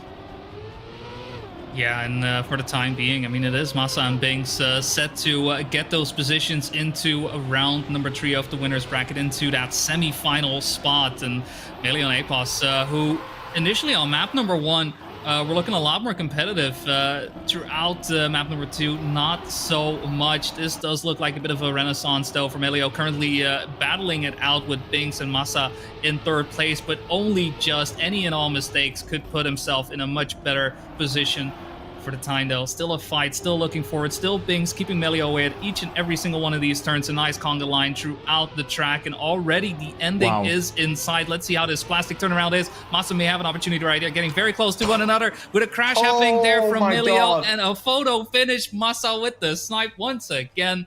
It's going to be another 10-pointer for the German. He just keeps getting points after points. It was already quite narrow between Massa and Binks, but now he's starting to really walk away. 9-point differential already. Massa winning those individual fights over and over again. Already round number 1, maybe you guys remember, where he was 100th ahead of Melio, and now he's just 11 thousandths ahead of his direct competitor Binks. And keep in mind, the first seed is so good because you only play against another first seed from one of the 4 other matches of the winner bracket, and then 2 second seeds. So you want to get into the top spot, preferably, of course, but you can always have a bad match, and of course you want to move on into the next round regardless. And right now we see Binks with a great start, have a second clear of Epos, who only has accumulated 31 points so far. So the previous map did not suit him that well, but he can still bounce back into that one. The match is still far from being over, but Binks wants to make it even a step closer to that finalist mode, because he could move up to 71 points himself. And unless Massa does finish, he cannot overtake the lead, but come a significant portion near to that. And Binks also with a good time here by the looks of it, a 106.949 is the Great winning time. yeah. Massa with a good time here as well, even though making a mistake, only 1 second behind, and all players are able to finish, but still the gap is still 33 points between second and third. That is a lot. Yeah, it's very much a fight in 2 different areas, but it's not the areas that our bottom 2 players are necessarily looking for. And it has come down to the way Spinoff has been going, right, and the way Massa and Binks have been pretty much trading those top 2s with one another to make sure that they put themselves in an advantageous position throughout the match.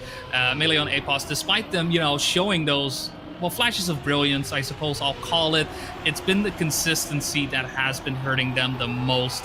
And Massa has been driving most because of the way he has this confidence, because of the way he has these snipes on lock. This time on second place, Binks again in first place. We have seen that several times already, but also have seen him lose that position just at the final turn. We'll see if this time around Massa will be able to repeat that success.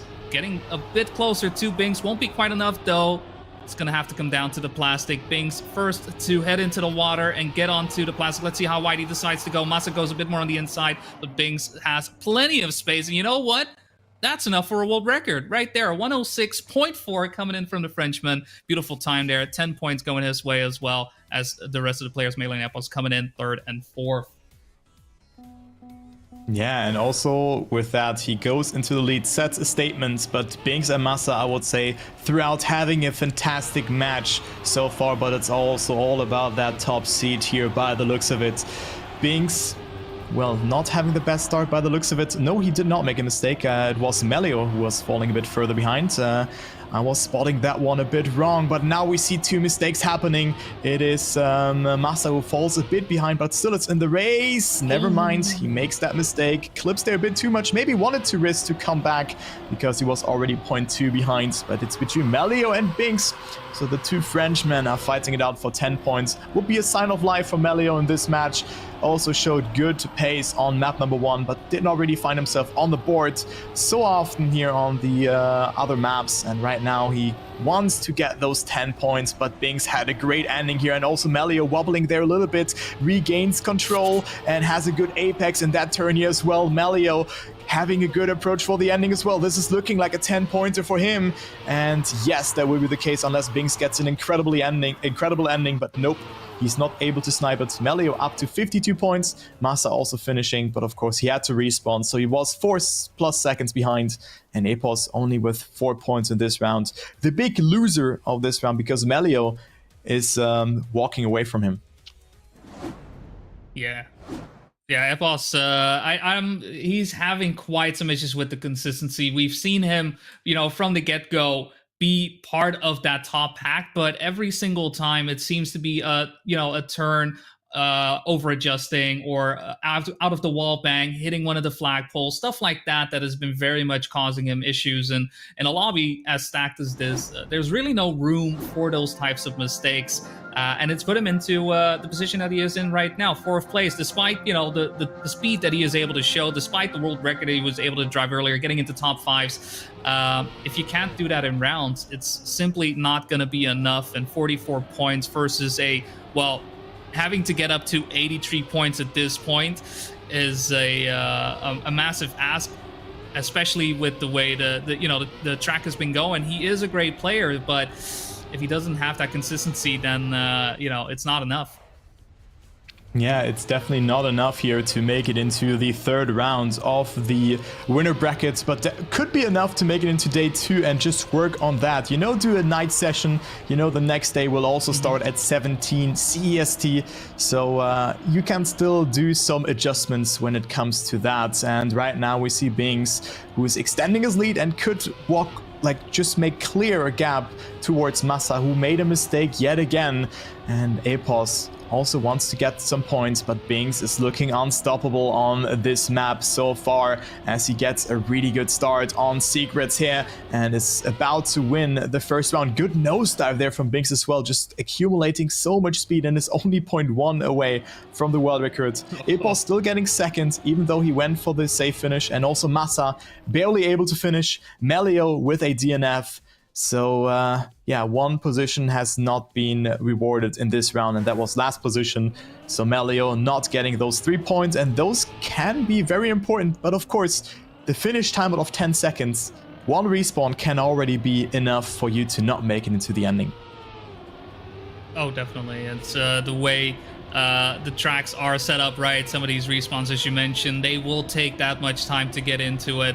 And the pace that the players are setting up just means that 10-second countdown comes sooner than you may expect in the positions where you need that the most. Bings with a terrible landing right there into the drift right there. It does mean he drops all the way down into 3rd place. Massa and Melio immediately taking advantage of the situation, dropping in 1st and 2nd. Epos also a bit too far behind to really be part of the conversation, but Massa looking for another 10-pointer, looking to catch up to Bings, who has taken the lead right by those 10 pointers, but he doesn't make the jump across correctly. It is, if the lineup isn't that correct, if you don't land on the block right before the ramp, there is a good chance you will clip your wheels right there. And because of that, Melio has been giving a free 10-pointers right now, makes his way through the final secret into the risky fin, driving a 107.7. Not the fastest time we've seen thus far, but it'll do, bringing himself 10 points. And Epos actually coming in with 6 points because of Bings and Massa having too many issues. And Massa, in fact, from a potential 10-pointers to a DNF. Yeah, Massa is crumbling right now. Only 25 points between him and Melio, who is on 3rd position and had some good point scores on the last couple of rounds. I mean, just keep in mind, imagine Melio would have finished some of those rounds where he was not able to. It could have been like 16, 15 points at this point already. So this is always telling a different story. Every finish matters, even if it's only 3 points at the end. If you're then at 119 points, you're like, man, maybe I should have finished this round or tried harder, or did maybe check the safe routes and in advance and not do it for the first time, as we've seen Huza was doing it in the previous match, where he went to the right instead of the left. But of course, that's a different story, as Bings is on a great time right now. Have a second ahead of Massa, who does not make a mistake this time around. Bings is on a great time. Maybe this could be another new world record as he goes to the penultimate secret. And this looks very good. Good speed from Bings here. The 1st place in the World Tour ranking, and this is a great time from him. Let's take a look. What will it be? It is a new world record, a 106.638.8 ahead of Massa. Both getting some good points, but Bings is only 1 win away of reaching finalist mode, and then he has to win 1 more round to go into the 3rd round of the winner brackets. Yeah, time is starting to run out for Melio and Epos as well, for as much as they have been, trying to make ends meet, trying to get in between. The points do not lie. Bings and Massa at this point in time are very much favored to make their way through the winner semifinals. And it is both players once again in 1st and 2nd, and Bings, who just again with that commanding lead, keeps doing that in rounds as well. If he keeps up to that 10-pointer as well, it's going to be finalist for him. He's going to be very much looking forward to getting into that, making sure he doesn't give Massa any time to perhaps get back into it, allow Epos or Melio to, perhaps make some waves. For the time being, Masa trying to get past on the jump, but once again, Bings overtaking. Once again, Masa deciding to jump a bit further to the right, with Bings taking it a little bit safer on the left, using a bit more space on the block right there to get past through it. But once again, that third secret right there, it is quite the narrow block. But both Bings and Masa make it past, and Bings just needs to make his final jump. But Masa with a mistake right there. His landing on the block initially wasn't too good. And again, Bings, world record on the board once again. Get the air horns out. He is unstoppable right now. He is flying through the track, and with that finalist spot, I mean, what a way to end secrets. Wow. Back-to-back world record from Bings. He's locked in, and also kind of like, that's what I was expecting from Bings. That's why I also put him in the top 4 for me, but this is a great performance. But also Masa, I want to talk about Masa here, because he did so good on map 1 and 2, and then like map 3 and map 4 were not looking too good for him in this way. Unfortunate stuff for him, but maybe he can bounce back on the next map, which is Castlemania by Kiesler. So the race is starting, small warm-up for the players, Bings and finalists, red name attached, and let's see if we can already close it out and book his ticket into the winner bracket semi-final, and with that having day 2 guaranteed.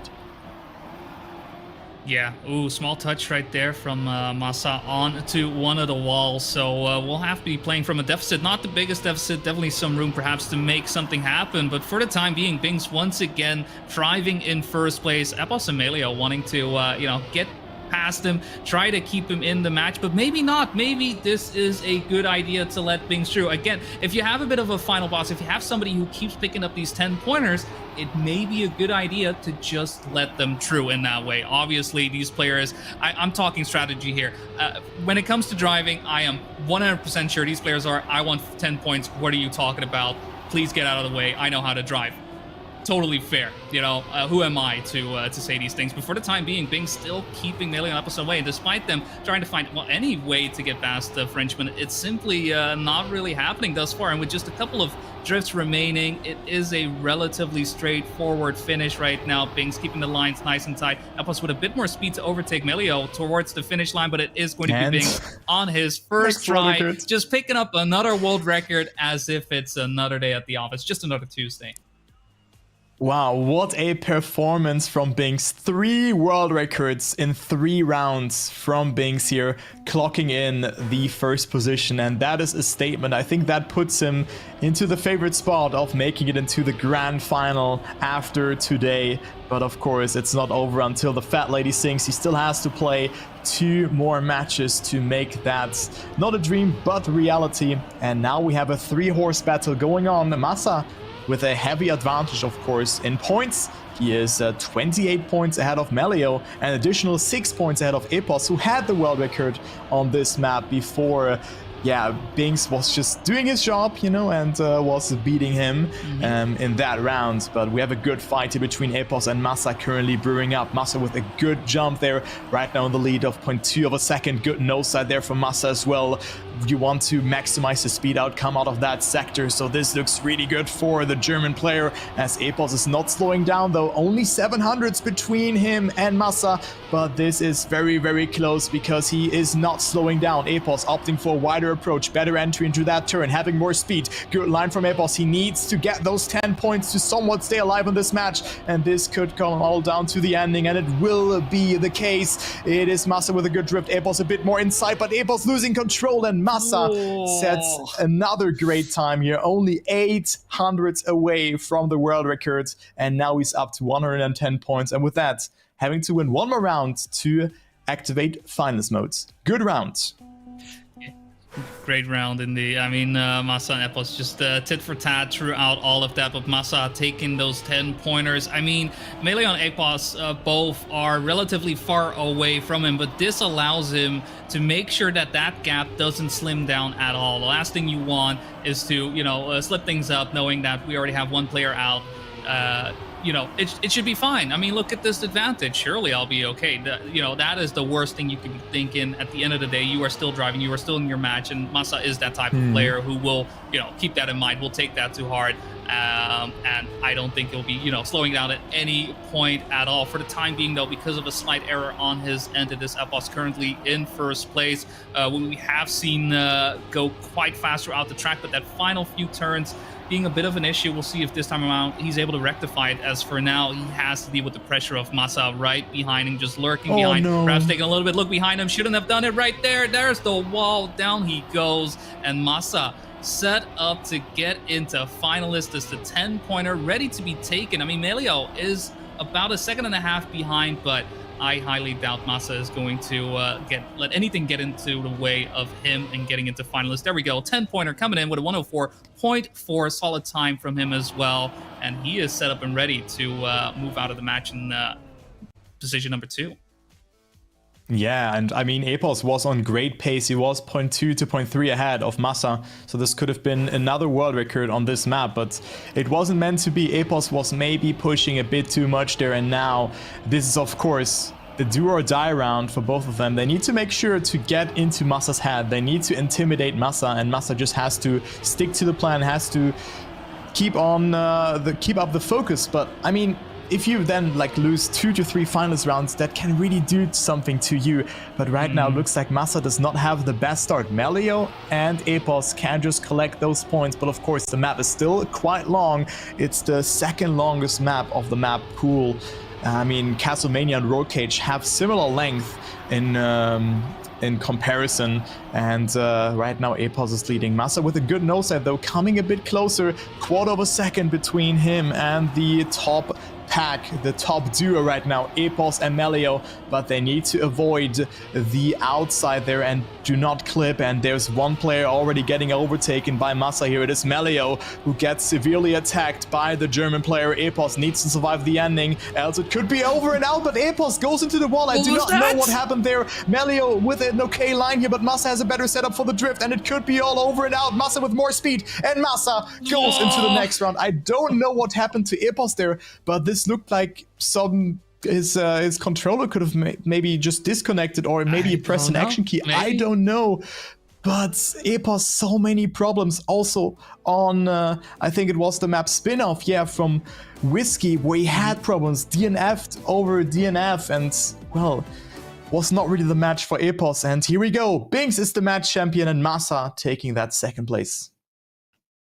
Yeah, Massa just, despite his snipes throughout the match, it is Binks who was able to reign supreme, especially throughout maps 4 and 5, where he was able to really pull away and get himself into, a comfortable finalist spot, just getting it on the first try as well in Secrets. Didn't even have to play Castlemania to move on. But Massa joining him as well, definitely a tough one for Melio and Epos. I mean, I could very much tell from, the way Epos was playing, his consistency seemingly just going down more and more as the match was ongoing. Just the amount of mistakes that were happening. I mean, that last one as well, it may be controller issues, maybe something along those lines. It seemed like it was pretty much, there for the taking. That's not the type of turn where you expect somebody to go outside, but hey, looks can be deceiving, I suppose, as we do get our way into another match going on. It is Pac, Richie Granadi, and Pusta Tapaco, and I mean, these are some close points. Pusta Tapaco may be on finalist mode, but oh wow, they're Pac, Granadi, Richie, they are pretty much dead set to join him. Yeah, we are in for a treat, and I mean, we have already seen Richie in the previous match. He got second in there, showed a great match, but now he's not too far away from the others, which came into me as a surprise, and he gets a really good start here as well. So good to see that performance from the DNF driver, and certainly not DNFing on those maps here all along. He has 106 points and is not too far away from finalist mode. Paco, the young prospect from Hungary, was so close of qualifying to the World Championship last year alongside with Legu, but then did not make it, unfortunately. But now he's hungry, he's ready to qualify, and already plays very well against Pack and Granadi and was the first one to reach finalist mode, but he could get accompanied by Pack if he gets that win across. Looking good from Pack here. He survives that jump. Richie not too far behind either, but Paco also with a mistake. Pack and Paco both with mistakes. And with that, Granadi only needs a second position, and we have a triple final situation. Who's going to win the round? It will be Granadi, also denying a tremendous amount of points to Richie here. 13 thousandths of a second. What a turn of events that is. And guys, we have 3 finalists going into the next round. It is not over until it's over, and Richie could make it a quadruple final situation if he wins the round. Yeah, it's gonna have to come down to it. I would love to see a quadruple finalist coming in. I mean, with a lobby such as this, it is necessarily unexpected.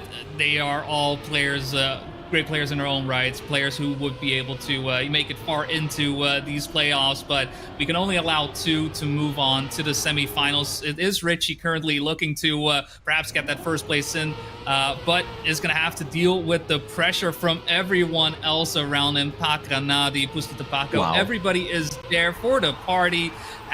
No one is giving away an inch. Everybody is going for it. Everybody is risking as much as they can. Granadi and Pusta Paco do make their way forward after that bug slide, but only just. That is definitely a jump that can be overcome. Pac will be out of it for this round in particular, so we still have that potential deny from Richie, but Granadi and Pusta Paco still a bit too far ahead. Could come down to it. Granadi going a bit wider, allowing some space for Pusta Paco to get by, makes the jump across, makes sure not to clip anything. You know what, Granadi with the crash right there pretty much guarantees Pusta Paco's victory, getting first place. I mean, getting out of lobbies such as this, that's got to feel good. Yeah, and also Richie with 6 points, but it doesn't matter because he has to win anyway. I mean, first or bust, it was the case, and this is the case in the last round, I think, on Secrets here. Again, it is Pac and Granadi, both in finalists, and here we go. One more round, everybody surviving the start, and Paco makes it. The ITB player is in the winner bracket semifinal. Congratulations, good showing. And maybe this was more of a hectic match, or maybe like there was an advantage on one of the maps for the players or whatnot. We do not know the whole story, but let's go into the round, because currently it looks like Granadi is quite far behind, 0.2 of a second, and Richie now is Granadi's best friend in this round. Good speed from Richie, but also Granadi coming back here quite nicely. Packed with a good setup for the jump here, and right now finds himself still in the lead. Looking good for Pack, 0.2 of a second, but the gap can dwindle here any second, especially when you still have to clear those 2 secrets in the end, which really remind of an RPG map. Pack does it really well, sets up nicely for that drift here as well, does not clip, and Pack is only 1 more secret away of reaching the winner bracket semifinal, and Thomas Cole will make it. Good job and nice time as well, 106.624. Granadi unfortunately lost everything in this round in the start, and Granadi into the lower brackets. Yeah, just a very close one up until the end. I mean, we caught the tail end of that, but only imagine what the rest of the match was looking for. Still, though, Pusta Paco right there, picking up first place after a couple of rounds in finalists, unable to make it happen. Does make his way into it, so I'm sure he's going to be very happy. It's a bit of, weight on your shoulders, as you mentioned earlier on. If you do lose these finalist rounds a couple times in a row, it starts to wear on you, and you start to find yourself perhaps doubting, like, can I make it happen? Okay, this round, let's just make sure this turn doesn't go wrong like it did the last time. Stuff like that is amplified at that point. So I can imagine him just coming out after that triple finalist. He's got to, have a bit of a sigh of relief. Pac joining him there as well, but Granadi and Richie, both players so close to it. Very much a coin toss in some ways, but it will mean that they will drop down into the lower bracket. And look at this, there's another match that is still ongoing here. Wizzy and Stufts, the 2 Wild members, are in a match, and Wizzy demoted Stufts and also Razi into the lower bracket. Mime was able to win this one here. He's the match champion and also into the semifinal. This was the 3rd match. I'm not sure if the other match is still ongoing, or maybe in the lower bracket there might be a match still on hold. Who knows, but of course we are already pushing the maximum when it comes to rounds. So I don't know, but that was already a very good showing here from the players. Very close matches all along. that we have seen, and I think more to come here. Oh, yeah. We just got things started. We still have 2 more matches today, and then, of course, 4 more matches tomorrow as well, where we're gonna determine who is going to qualify to the World Cup of 2024. Yeah, it's just a way to get to it as well, right? Just a way to make our way to it. Oh, that was cool. Okay, there's another match. Just a quick.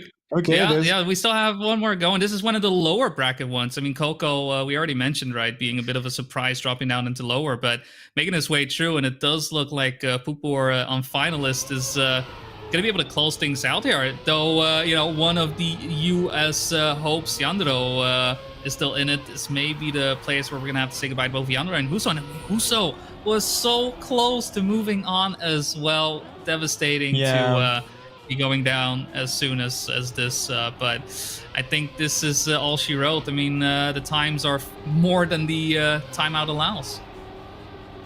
Yeah, and look at that. I think the Dutchies are going through here in this match, which is good for you to see. But I mean, he has 11 seconds of a gap. Okay, I think I'm not sure if he can go for the secret now. I'm not sure if he can go for it now. I think he has to opt for. Yeah. He takes it easy.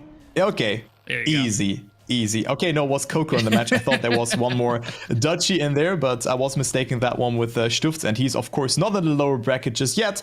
So Coco is also through together with Pupu. So there you go. He's the match champion. Unsurprising, well, not surprising to see Coco going through here, but Huso already getting eliminated. Wow, I definitely did not expect that to happen. No, it didn't seem like that would be the way it would be going for him with the performance that he had. But perhaps it was at this point. We already saw some inconsistencies, right, happening on his end when we dropped into his match earlier on. Perhaps those simply caught up to him. He just didn't have the time to really practice as much as he would have liked for that. But unfortunately, we're gonna have to say goodbye to him alongside. I totally missed the name. There you go, Yandro. My apologies. I was looking at the name like, there it is. Oh, this is a bit of an interesting one as well. Ongoing.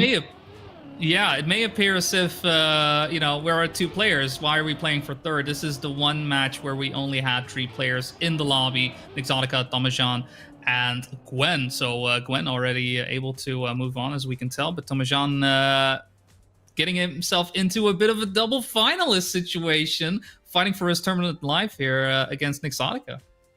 Yeah, so there will be one more rounds between Exotica and Tomajan. And let's see who takes that. Of course, different turn of events in the match here. A bit slower pace and maybe more mistakes have happened because, if you play against Gwen, he probably was already through maybe 20 minutes ago or 15 minutes ago, something like that. And then Exotica and Tomajan are just trying to match the pace from each other. And it's a double final situation. Exotica, who also qualified in the last event of the Trackmania World Tour, towards this event here is now in here and is maybe going to the next round of the lower brackets. Just seeing the pace here. He's half a second ahead, but makes a mistake. But also Tomajan with a mistake. Quick respawn though from him. Exotica, I think, also went for a respawn, but a bit earlier.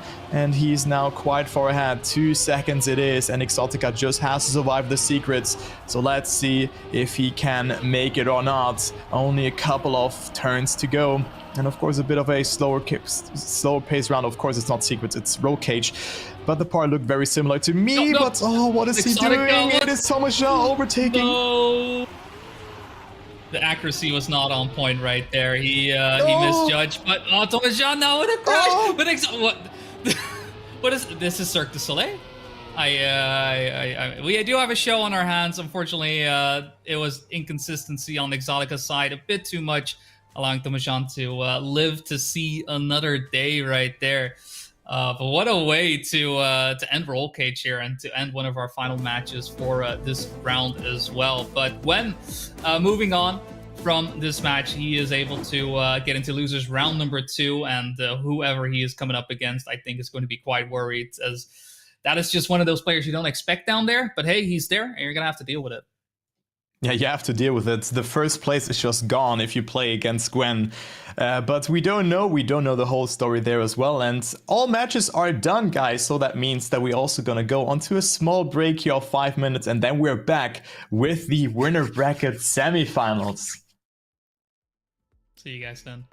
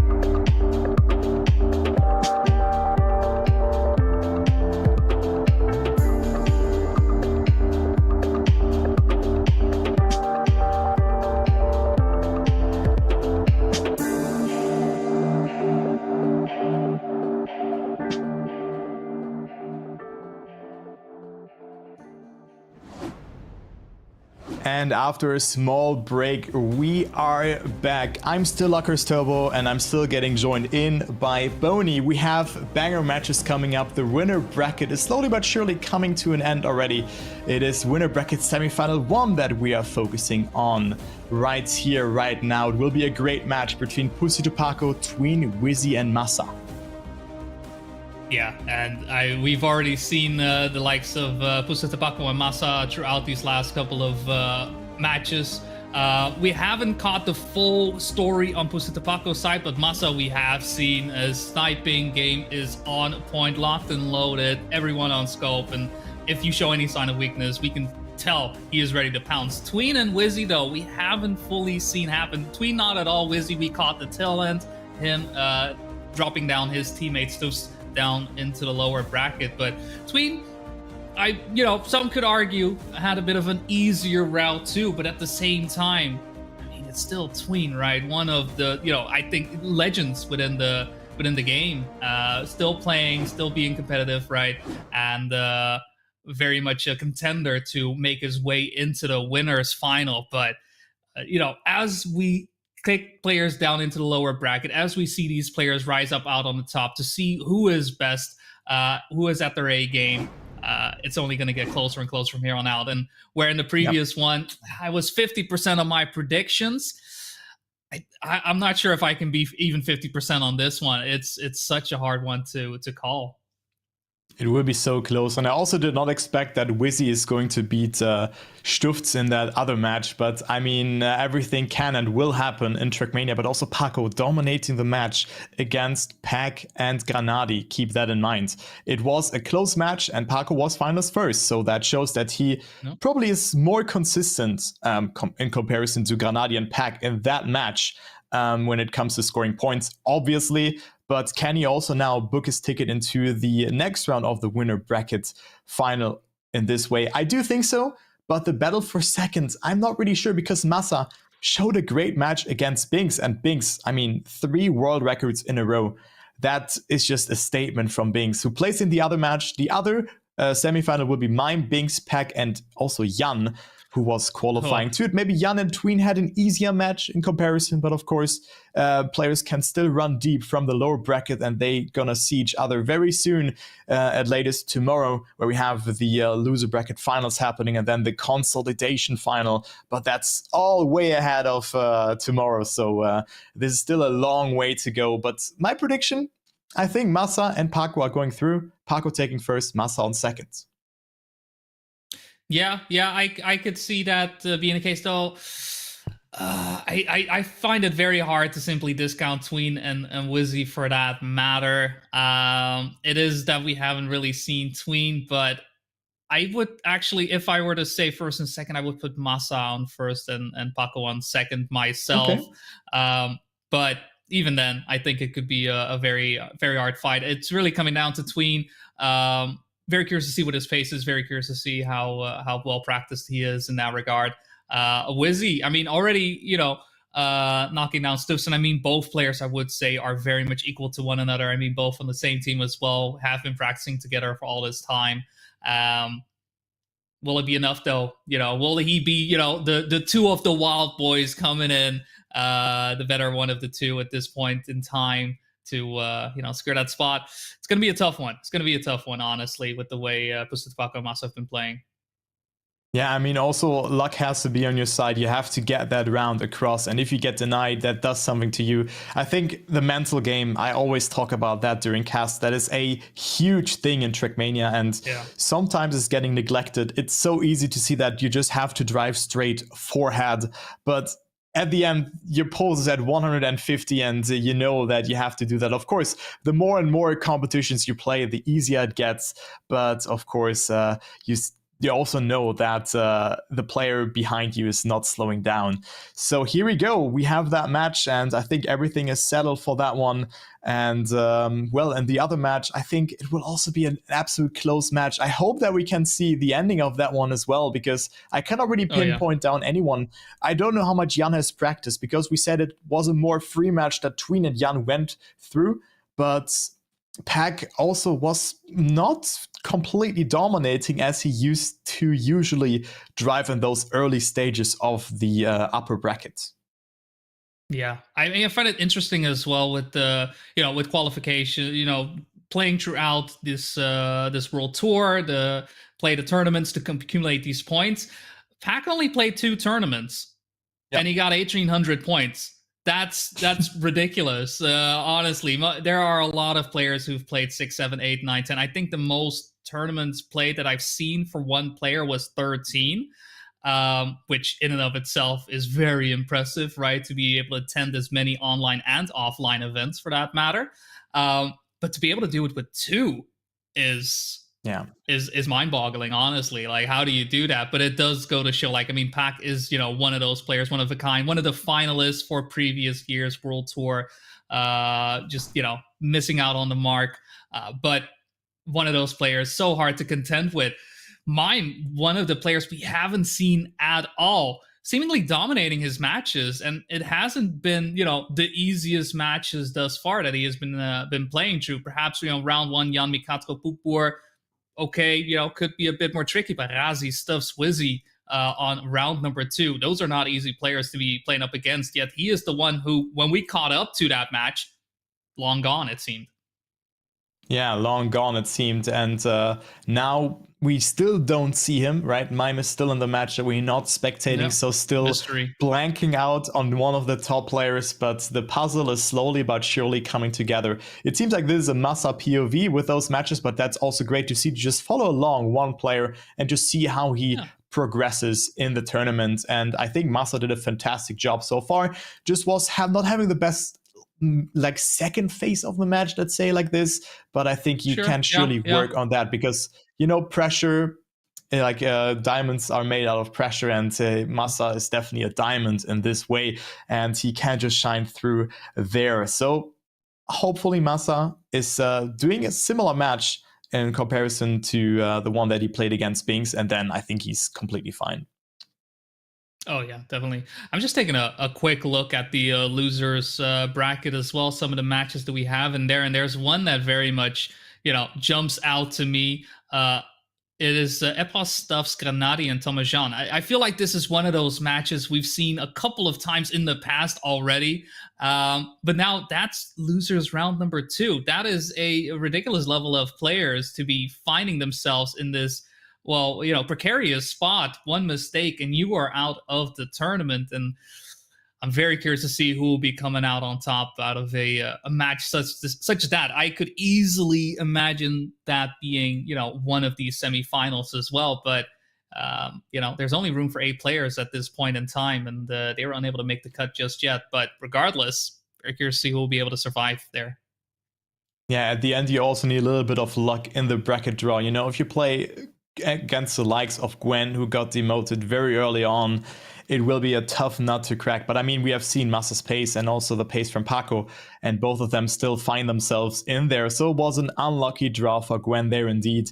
And maybe he just gets that experience and just rams up into the late game of this bracket. And I think the match is going to start very soon.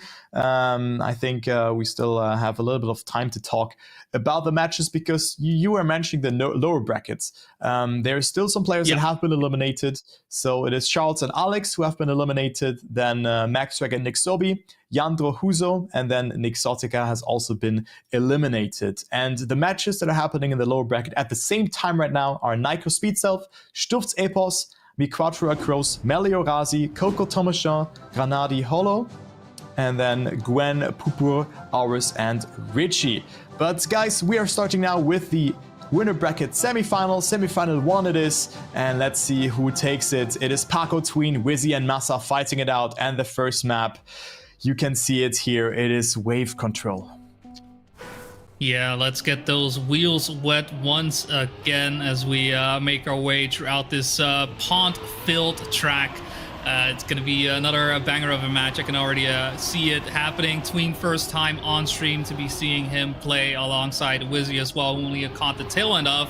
But at the same time, it's time for Paco in the fold, in the mix, to make sure that they find themselves a spot that winner's final. Massa with a bit of a slower start right there will mean that he will fall a little bit behind on the back. You see the wall bangs coming out once again, but hey, look, there's Massa once again. Not quite sure how he was able to do it, considering a bit of an awkward line that he had earlier on, but right there, fighting for first, and Tween with a mistake and into another wall bang. Those are not the wall bangs we are looking for here at all. And instead, it is a two-way fight between Pusitapako and Massa. I mean, that is a photo finish and a half. They are not letting go of one another at all. And Wizzy, all I can do at the moment is simply look on and crash, unfortunately. Yeah, unfortunate mistake there from Wizzy. Did not have the best start, and let's see if Massa is able to snipe those 10 points away from Paco. Was really close though, good times all along here. A 106.933 and a time just above 107. So good job there from Paco and Massa. Just getting that first round hectic out of the way. Wizzy and Tween both with individual mistakes, finding themselves on 3rd and 4th position. And here we go into round number 2. Massa with only 6 points, not sniping it in this round and getting himself a 10-pointer. But now look at that start from Massa here, already 700s ahead of his opponents. And this looks good from the German player for Berlin International Gaming. Good line there as well, very confident driving. He knows what he's doing, and it looks like that slowly but surely the puzzle piece is coming together, and Massa just had an unlucky opponent by the likes of Binks, who just looked absolutely unstoppable. But not for so much. I mean, he in the first part of the match, Massa was even leading by a couple of points against Binks, and now he wants to show that he deserves a spot in the winner bracket final. And look how far ahead he is, 0.4 of a second. Paco and Tween do just see Massa in the checkpoint ahead, but Massa slowing down quite a bit, gets a good apex around that turn, more speed into the ending, and Massa wins this round by the looks of it, but still has one more bug slide to do. And Massa with a good time, you're probably a 0.6 or something like that. Tween with a good ending, and almost snipes Massa there, who went for a more conservative approach. Good decision making from Massa there, but Tween also with a great ending. Yeah, Tween was trailing Massa for pretty much all of that round and wasn't too much in danger until Pusitapako was starting to get into the way of things throughout that second half.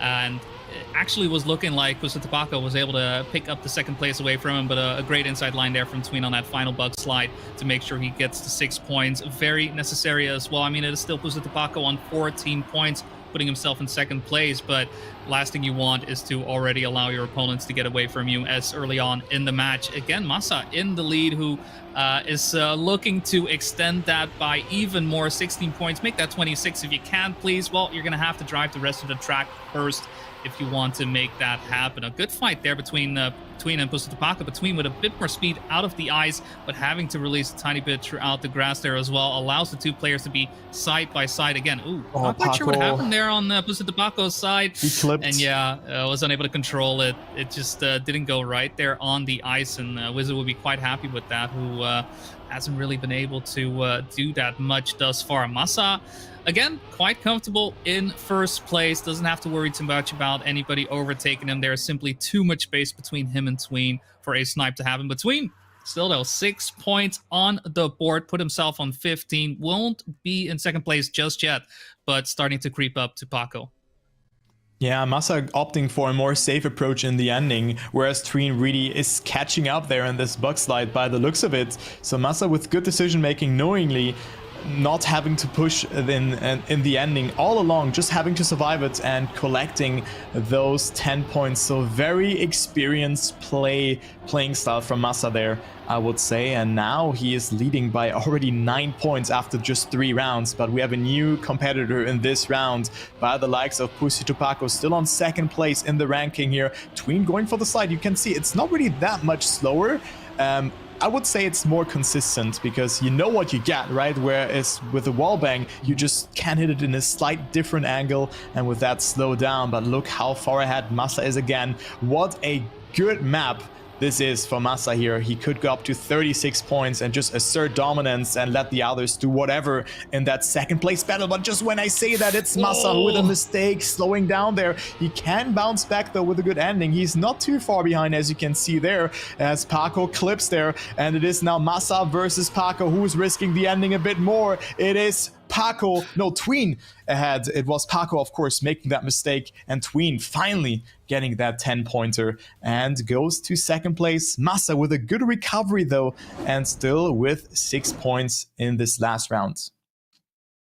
Yeah, just making sure that he does stay in control. I mean, despite the slight bump that he had in the road, still able to, keep the momentum going, make sure that he doesn't slow down at any point, because it is very easy to fall into that trap that when you do make that first mistake that, what could I really get out of it? And honestly, you could say most of the times that could be the situation, but I think for a player like Massa, that's simply not the case. You just keep going, you keep driving, and he was even potentially able to get 10 points right there, if not for Tween, keeping it together and making his way through. But after a successful map number 1 from Massa, we'll see if Secrets will be able to keep that momentum going in his favor.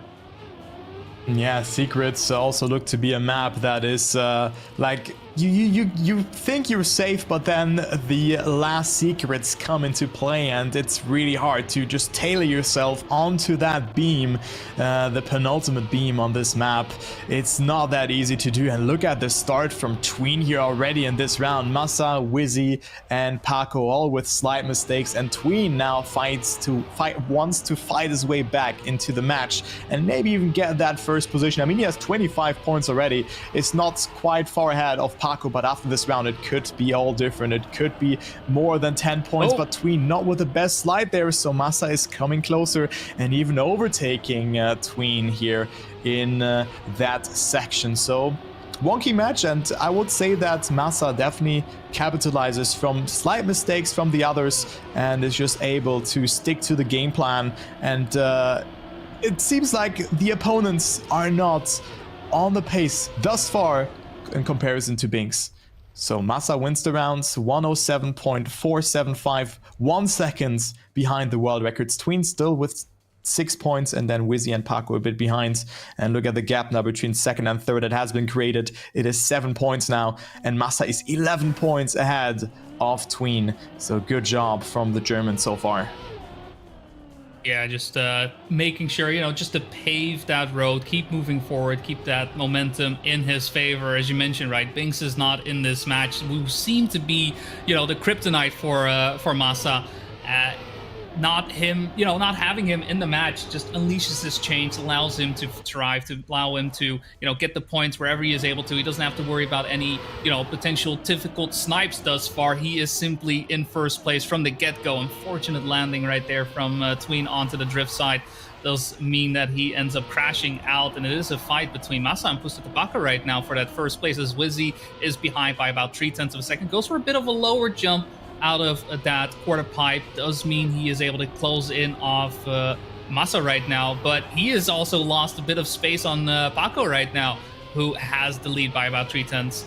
Ooh, Wizzy, bit more speed over that third secret. Will the fourth secret seal the deal? Massa right next to him, and Pusatapaka making sure he gets the jump down, and Wizzy, unfortunate for him, just doesn't get the land. Well, it wasn't the landing, it was the exit from that block that really caused him to lose his momentum, lose the angle of his car, and in the end into third place. And Tween, costly mistake, doesn't even finish, and Pusatapaka with that back in second. I would say that was a good risk though from Wizzy, because he probably has seen that he is behind and wanted to get those 6 points, but it wasn't meant to be there. And yeah, you can minimize airtime there, but of course that is incredibly risky, because you have to slightly just cut the corner there to make it across, and then also the landing gets significantly difficult, so car control is really required there as we go into the next round. Right now, Tween, who did not finish the previous round and lost his second position, is now back on track and in the lead, approaching the bug slide. Good approach from the Slovakian player. He has been attending so many Trackmania events this year as well, and just looked to be very motivated to play the World Cup and the World Tour in general. So good to see him performing right now, and can go back into second position, but the direct competitor in points is chasing him down. Tween with a good line, having a lot of speed there because he minimized airtime accordingly. Paco with a mistake, but no one can answer the call. No, he cannot even go for the last secret, and Wizzy will finally bring himself on the board with at least 6 points. Paco on third, Massa also able to finish by the looks of it, or is he? Yes, he is. 7 seconds behind the leader, Massa with 3 points, and Tween back to second position, and now it's 10 points back to even, kind of, after we've seen an 11-point gap after round number 1 on this map. Yeah, Massa not, still in the lead, but not building out as much as he was on our previous track. So for the time being, still relatively comfortable, and I think it's more a question of, Pussypack will be able to keep up with Tween. I mean, Tween already having that DNF, and despite that, still able to get into second place is just because of the amount of times he's been able to get into first place. Wizzy doesn't want to be left out of the fun at all. Finds himself in second place, looking for any space to get past Paco, but it is Massa right behind him. Doesn't get the bug slide as clean as you would like. Still nice speed to have, but won't be enough to get closer, and it's actually Massa who just catapulted forward, keeps Paco all of a sudden on his toes, gets way ahead of him at this point as well, considering the amount of time we have seen between these players in general. Oh no, and Paco, the third secret, you require immense accuracy to make this happen, and unfortunately on that turn around, it wasn't quite enough. Oh, Tween with a little bit of clip may allow Wizzy to overtake, but no, Wizzy, I don't think we may have caught it. Yeah, he has to take it safe. Paco will go for the risky fin, and Wizzy won't have enough time to finish. That's a DNF, and Massa coming out on 10 points right there after a somewhat messy last round there on secrets. We'll be quite happy with the results thus far. I mean, 61 points over 2 maps. It's pretty good. Yeah, it's pretty good, but a bit devastating here for Tween having 2 DNFs on that map. And I kind of want to talk about Pussy to Paco, because he had the year of 2024, winning the Game World Cup, winning the Grand Community Cup 1, Grand Community Cup 2, getting to the final of the July Monthly Cup, winning August Monthly Cup, and also getting 4th position alongside with Mime in the Volvic Duo Dash.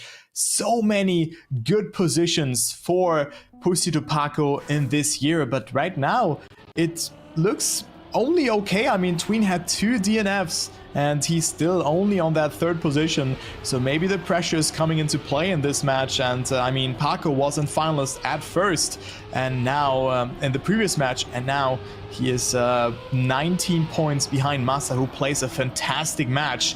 So yeah, let's see what the young player can still do. Maybe the lack of competitive experience is a thing, but I mean, he has been participating in so many events, has beaten so many top tier players, won a major in Trackmania with the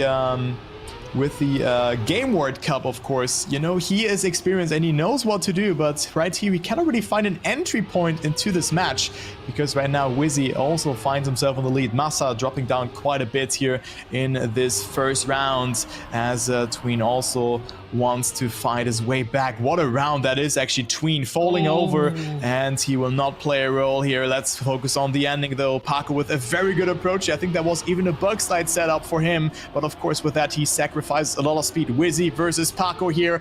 It is Paco not going to the wall. Wizzy with an horrendous mistake, and Paco almost hitting the ending there as well. So it is Paco winning the round, Massa on 2nd, and Wizzy on 3rd. Tween after that mistake could not capitalize from any mistake, and he only gets 3 points. Yeah, with that that fight for second place is still raging on. It's a great back and forth to see in that regard. I mean, it's unfortunate there was he unable to really capitalize on the situation. May have been a bit of nerves. You could see at those final few turns he was really risking it all, trying to go as close as possible. But yeah, unfortunately, flew a bit too close to the sun. That final jump, and because of that, did lose that fight to Paco right there. But another round, another try, another way to get back into the race. It's another 4-way fight. Massa currently in the lead with with Wizzy currently following behind. We see Paco on 3rd, and Tween not really getting into the roll cage of things thus far. We already saw a little bit of a difference in terms of lines across the bumpy section, I'd call it, as that does seem to be one of the major choke points when it comes to these the way these players are playing, and we can see the happen right now. Paco having a bit of an awkward landing, losing a lot of momentum because of it, whereas Massa with similar landings right there did not lose the speed there, and it is actually Wizzy who comes out on top after that exchange. Tween with a bad jump onto the finish, allowing Massa to get into second. So third place for Tween will be it, and Paco slowly drifting along onto the finish line. Yeah, positions are getting shuffled around here like a stacked deck in those rounds, you know, from first and second just making mistakes, and then third and fourth getting promoted into first and second position. Nothing is over on this map, it seems, until you have crossed the finish line, and even there you can lose a lot of time with those successive jumps that come into play. So points, it's pretty close actually for that second place right now, as Wizzy also got some points, 42 to be exact, and he's only 13 points away of Tween and Pussy to Paco, or make it 12 in this way.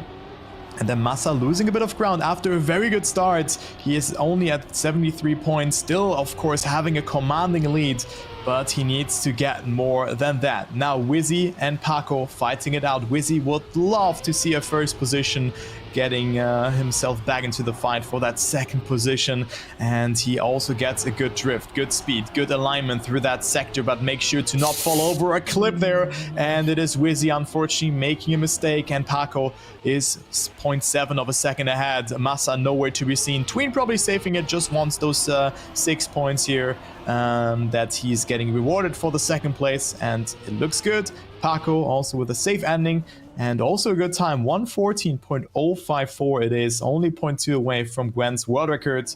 And then Wizzy and Massa also finishing the round, so no DNF in this round. And Paco coming closer to Massa as well, 11 points. But I mean, it doesn't matter if you get first or second seed, because you make it into the winner bracket final and play against the same opponent anyway. Yeah, in this situation, there is not a lot to be played in terms of strategy. It is very straightforward, as you mentioned. You just simply move on to the winner's final. Unfortunate line right there from Tween, hitting the outside twice in a row. That's most likely going to be a DNF with amount of time that is being lost right there. Paco with an unfortunate touch of his back wheel onto the wall makes a massive crash happen, and we are left with 2 players alive. It is Wizzy, it is Massa, and where Massa has been struggling on this track. I mean, Wizzy, despite the fact that he got 2 third places thus far, it wasn't looking like he was in position to do so. It really came down to some inconsistencies that put him into that, because when he is driving this track well, you can very much tell that it seems like this is the track that he has been practicing the most from what we can tell thus far. It is still Massa for the time being, taking the lead, but only by 0.2 of a second. Both players making their way through the bumpy section. No big speed loss there. Massa going a bit more on the outside with Wizzy, taking a bit more of inside line, but we do have the reactive boost to allow these players to shoot forward towards that final sector. Into the jump we go. Massa, clean jump, keeping it together, keeping Wizzy away for each and every one of these turns. But at the same time, I think Wizzy could be quite happy just getting those 6 points, knowing that Massa was driving the pace that he was. And Tween, as mentioned, simply too far behind. That's going to be a DNF. Yeah, unfortunately, another DNF for Tween. I think that's DNF number 3 or 4 of this match for him. And I mean, we still have Spin-Off to be played, which could be the next map. We still have Spin-Off and Castlemania as the maps that will be played. And if we do not determine a winner, so top 2, we will be going to the first map again. And here we go, Spin-Off by Whiskey. And I mean, this map is probably the most difficult map out of this map pack, especially with all of those tricks that you have to do. You have 360s, turnovers, ice slides, all those things combined on one map. And then of course 2 backward sections as well that we see in the free camera here very nicely, as players are turning around and going back into the forwards gear, followed up by another 360 here, which Paco did very risky, but a wide setup requires or allows him to get more speed for that sector. Who goes for the turnaround? None of the players is going for that. I think it's very even, but you have a better setup than for this pipe sector. But Tween looking good, is right now on first position together with Massa. It seems like Wizzy has been falling behind, and it's kind of a bit unlucky match for him, because in all those rounds where he really performed in, he maybe got second position in, or something happened which did not result for him to accumulate that many points in those rounds. Yeah, it's in some ways you could say an unlucky draw, but I mean, look at the other semifinals as well. I'm not quite sure how much he could have done. He's been doing what he's been doing throughout these last couple of rounds, which is simply making it true. But with the way this has been going, this is quite tough. Oh, unfortunate mistake there from Paco right there at the end. We've seen that happen with Epos as well. There is a little bit of a gap on the side to clip your wheels over. Yep. And unfortunately, he feels the brunt of the pain. And Massa right there with a 108.3, very close to his own world record right there, bringing himself 10 points. And we have seen how strong he is on this track, right? Yep. He's, in that regard, unstoppable, it seems. Yeah, Massa looked very, very good on this map here indeed. I think he showed great consistency and also an exceptional ending. Even though he was a bit behind, let's say 0.2 to 0.3, he was able to catch up to Bings, and Massa is definitely ready on this map. Now, of course, making that mistake, the caster's curse is intensifying here.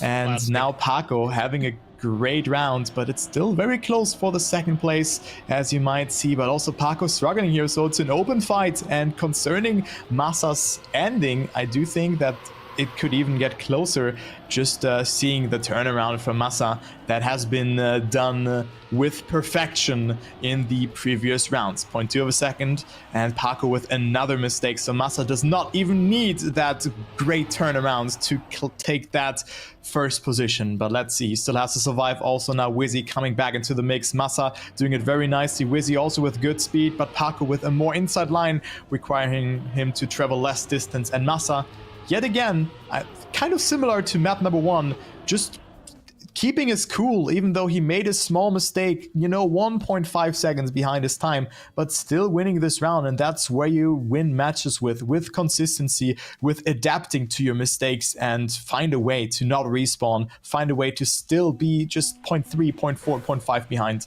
Good job, Massa, in this match so far.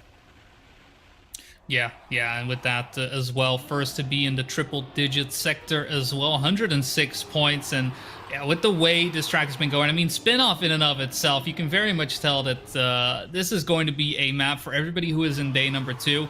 They're going to be practicing this one tonight. They have been, they'll look to see what are the lines that players are performing. I mean, the only one we've seen do backwards into that ice wall has been Richie. Perhaps some other players may be inspired to, adapt that. It hasn't really seemed to be necessarily any faster. It just makes the approach a bit different. But even then, there's just too many inconsistencies we've seen from the players that I think they would be comfortable with playing through on day number 2. But that means making it to day number 2 in general. Now for these players, that will be the case. But an unfortunate crash there from Tween does mean that he is setting himself up for another position in the loser's bracket. And Massa set up for another 10-pointer. Paco right behind. Oh, Tween, so tough to see, honestly. And Wizzy gonna have to play not for second, but third fiddle at the moment.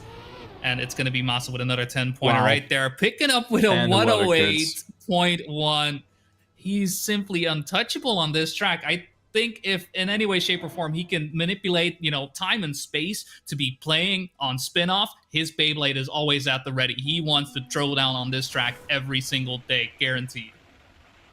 I think Massa has really strong maps. He might be the strongest player on this particular map, but also some other maps in this map pool. The map that we've seen as the first map, Wave Control, looked really good for him as well. But then Roll Cage, hit or miss for him, I would say. Like, this Secrets was okay. Let's see what Castlemania is able to offer to him. But I do think Massa knows what to do. Massa knows his homework for tomorrow, and I think also for the World Cup offline finals, because with that performance on this particular map, not in this round, but in general, he puts me in, I think he's going to qualify. Like, he looks really strong, and he could also activate finalist mode if he stays ahead of Tween, who is at 69 points and also did not finish the previous rounds. Keep that in mind. So Wizzy also at 64 points, currently in last position in points, and Paco will just take those 10 points for free and goes up to 94 points. So kind of like good match for Paco and Massa in this way. They're just allowing to get those 10 pointers and just getting good times and another world record, setting a statement. Okay. I didn't realize he was that fast. Either. I knew he was fast.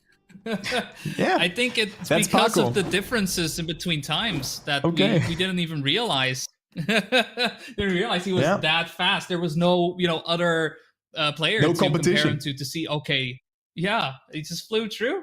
But you know what? Hey, world record is a world record, and with that, it does mean Masa just needing, exactly 4 points, put himself into finalist spot, and it's going to be Castlemania, where he's going to have to secure this. I believe last time around, this was also the track where he was able to do so. Up against Epos incident. That was where it came down to it. Yep. So who knows? This may be the place once again. Yeah, Epos had some controller issues there, or maybe it was an action key. I don't know. I wanna know an insight about that round actually. Maybe Epos is sharing that somewhere, but I would love to see that. But Masa will not close it out in his first finalist round for now. Maybe the round will change, but he's 0.6 away. But that's what we were talking about. The resilience that a player is needing as well, to not give up, to just keep on going, not doing another mistake after that, and just maybe drive a bit more risky and apply pressure to your opponents, and then eventually capitalize from your pace or the mistake from the other player. And currently Masa is 0.7 away. Good knows that though. Wizzy's still ahead, and he's in dire need of those 10 points to come back to Paco. I think it will be very hard for him to get that first seed, but of course the top two moves on. But Masa clips there. That can happen. You slow down significantly if you hit that, and Masa was also not aware of that pole there, so he clips that in the meantime as well. And it is Wizzy versus Tween, and it looks to be a round for Tween to win if Wizzy does not make the ending. But nope, Wizzy will do so and wins the round with a 114.538, 0.6 away from the world record from Epos, which he probably has set in the other matches currently ongoing as well in the lower brackets. So good time there. And Wizzy up to 80 points and third position.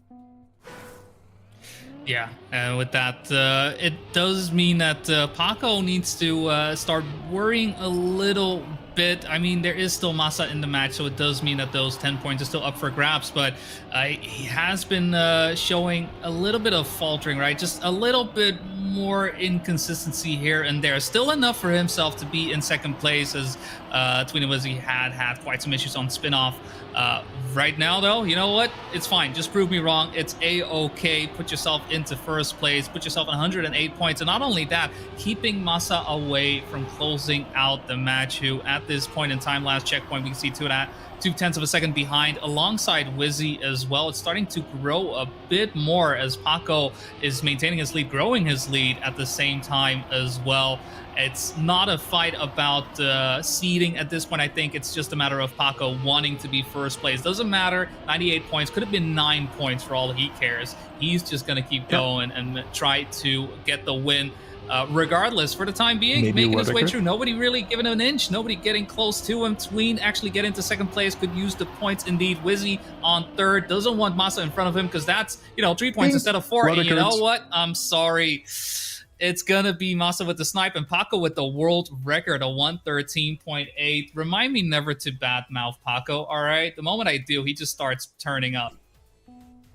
Yeah, so I was forecasting that a bit after seeing this one. So another new world record from Pusti to Paco, showing good pace on the last 2 maps, but consistency in some of those rounds was just not there. Or maybe it was just an unlucky match for him where nothing really worked out for him. It can get into your head. But Masa still in finalist, third finalist attempt for him, and he has still not closed it out, and that can do something to a man. And especially seeing the pace from Paco now, he's like, okay, yeah, well, I probably could have beaten that on a good day with a very, very lucky and I mean, you need luck here because you need to go over those transitions and you need to push that to an absolute maximum. But right now, Masa is just doing that and maybe wants to claim another world record. Good nose side, much earlier done than the one from Paco. Good comparison there as well that he could have spotted there. Masa leading right now and he could close it out. He could be the first player in the winner bracket final and with that having top 6 guaranteed. And this looks really good. Half a second ahead. Masa probably also knows that he should not go for the world record. He should save it. But maybe he gets a good ending as well. which he is not in need of because he's 0.4 ahead of Wizzy, and Massa will be going through a match that worked out very, very well for him. And yes, here we go, Massa with a 114.152 sealing the deal, and he's the first player out of this match going into the upper bracket final. Great job. Yeah, just one step away from making it into the grand final of this playoffs, and not just that, securing himself a spot at the finals happening at the Paris Games Week on the 25th of October. I mean, that is a great feeling to have, knowing that you could do that on day one. That is, something to be looking forward to. But that doesn't mean we're done quite yet. We still have that one spot remaining for the winners final. It's going to be Wizzy, Tween, and Paco facing up against one another. And Paco with a mistake right there does mean that he is going to be unable to secure that finalist spot this round. 112 points plus 4 in this situation. Unfortunately, the math doesn't quite add up. And it's going to be Wizzy and Tween looking to catch up, looking to, make this lead that Paco has built up, this 20, 30 point gap. That is not easy to overtake, knowing there's only 10 points to be gained, but that's all you can do. It's a bit of a tag team, if you will, right? One or the other is going to have to get ahead of Paco if they want to secure that spot. Otherwise, it's down to the losers bracket with you, and because of that, it's going to be a bit of a longer road. Tween with a small touch onto the wall does mean that Wizzy will most likely secure this 10-pointer right here. It's just going to have to come down to this final drift and head down into the finish line. There we go, 10 points to Wizzy. Tween on second, and Paco coming in third, 116 points. One more round needed for the Hungarian player to get finalist. Yeah, that's the good thing now that Massa is out of this match for the likes of Paco. He just has to finish the next round. And also Wizzy finally getting another 10-pointer to his name. And they're coming closer as well, but they still need to utilize that tag team that you were talking about. And we go back to map number 1 because we're done with the rotation, and wave control will be played now as we have the map preview here as well. So round number 21 will come into play in this heated up match. And of course, with 120 points, it's pretty likely that we see maps like this, or map 1 again.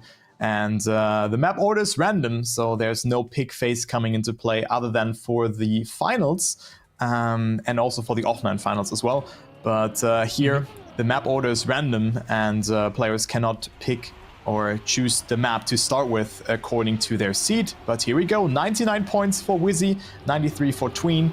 Also with 4 DNFs, I mean, just imagine he would have finished those DNF'd rounds. He would have been up to 105 points, and this would have been a complete different story, to be honest. Every point really matters, and every finish does matter. Tween and also Paco going for the drift, whereas Wizzy opting for the wallbang, and Paco just needs to deny some points to the others to not come closer to the finals modes. But Tween having a great line there as well, but Paco currently leading with quite a bit, and that was also a good entry into the turn, having much more speed and a better entry into the bobsleigh block. But Paco clipping, and it will be not him winning the round. It will be between Tween and Wizzy, but Wizzy with a great comeback here, slowing down quite a bit just before the wallbang, and he is now leading the round and will go up to 109 points. Of course, a bit unfortunate because he at least needs 2 more rounds to also activate finals mode.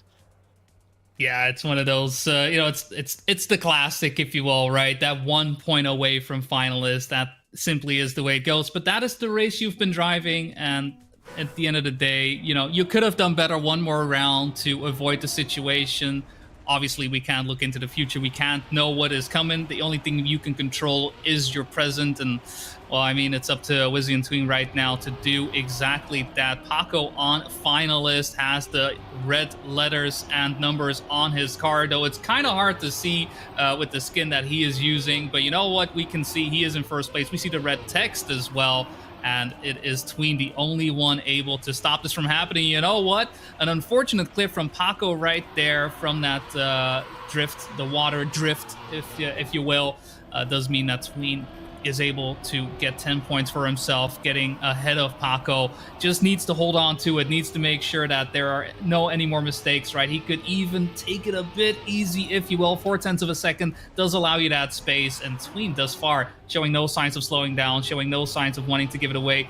Does you know what? Slowing Paco down. pushing. I rectify my statement. It is the dirt walls that do it, and all of a sudden, it is down to the wire. It's gonna be a photo finish. Busted Paco went for it, but unfortunately clipped his wheel. He tried to give it his all. He tried to close it out right there. The haymaker barely swung by Tween, dodged by it, and picks up a nice 10 pointers for himself. 113 for Wizzy, 109 for Tween, and Paco's still on finalist. Yeah, and Tween could have been finalist if he had finished those 4 rounds, and that is of course very, very unlucky for him that he's at 109 points now. The match is just developing so lucky for Paco that everything kind of works for him. The point repartition or the point distribution, that way that both players were at 109 points, working out very well. But now he needs to make sure that Wizzy is not getting into finalist mode, because if he wins a round, he will activate that red name as well, and then having to win 1 more round himself. So here we go. Into the second part of the map we go. Paco looking strong. He's 0.2 ahead, and that was also such a great effort there from Paco there, just pushing to the absolute maximum and just gaining 0.4 of a second without any efforts. But look at that, Wizzy wants to do that as well. It's neck and neck between Paco and Wizzy. Wizzy can activate finalist mode, needs to deny. Does he want to book his spot in the winner bracket final? Of course he wants to, but how much? Who is wanting it more? It's looking like Paco is going to take it. Wizzy pushing it though, and Paco wins the rounds. Unfortunate there. And also Tween overtaking Wizzy, but it's not mattering too much for the seeding because Wizzy having more points. Anyway, so does Massa and Paco into the winner bracket final. GG's to them. Yeah, GG's indeed, and Massa for winning the match there as well. Very, I mean, great driven race, honestly, from him. There are words, I could come up with anything clever, but honestly, he did what he needed to do. He put in the work. He made sure that he put himself in a favorable position to move on to the winners final, and by golly, he did it. Paco, it was a bit tougher there towards the end. We really could see Wizzy and Tween, start to fight for it, give it all they've got. But at the end of the day, the gap was simply too big. And Paco able to secure himself that second spot into the winners final. Very curious to see what's happening in the other matches as well. But I'm sure we'll get a look into that just now. But a great match, honestly, that we had. Perhaps not every round as close as I would have liked. But hey, who am I to want for more? At the end of the day, I had a great match. It just seemed like everything worked out for Paco and Massa there. And here is the next match. This is a lower bracket match where Stufts is actually now having a double final situation against Nico, who has actually made it there. I think might be Gwen. No, I think it was not Gwen in this match, but we're gonna see it very soon here. It was Epos. Okay, so Epos went through into the next round of the lower bracket, and Stufts already facing elimination.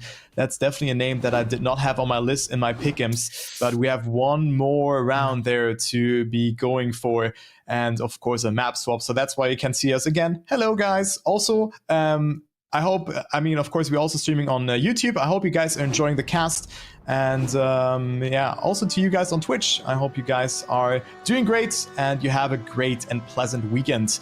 And here we go. This is probably the last map of this match. And it will be a double final situation between Nico and Stufts.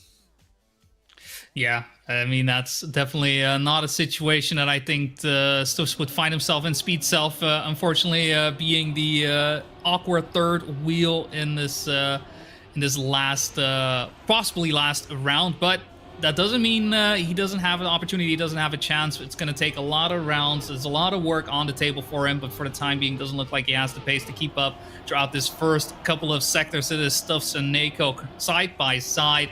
None of them letting go of the other. Nako trying to get a bit close to Stufts, but doesn't find the space just yet. Over the hill we go once again. The roll cages coming in hard, coming in fast, and it is Stufts now starting to pull ahead into the second half. We've seen this tight situation, the tightrope, if you will. Stufts makes it across quite nicely. Nako doing the same, tit for tat, not letting him down for a singular beat. It really came down to that one turn that allows Stufts to get ahead.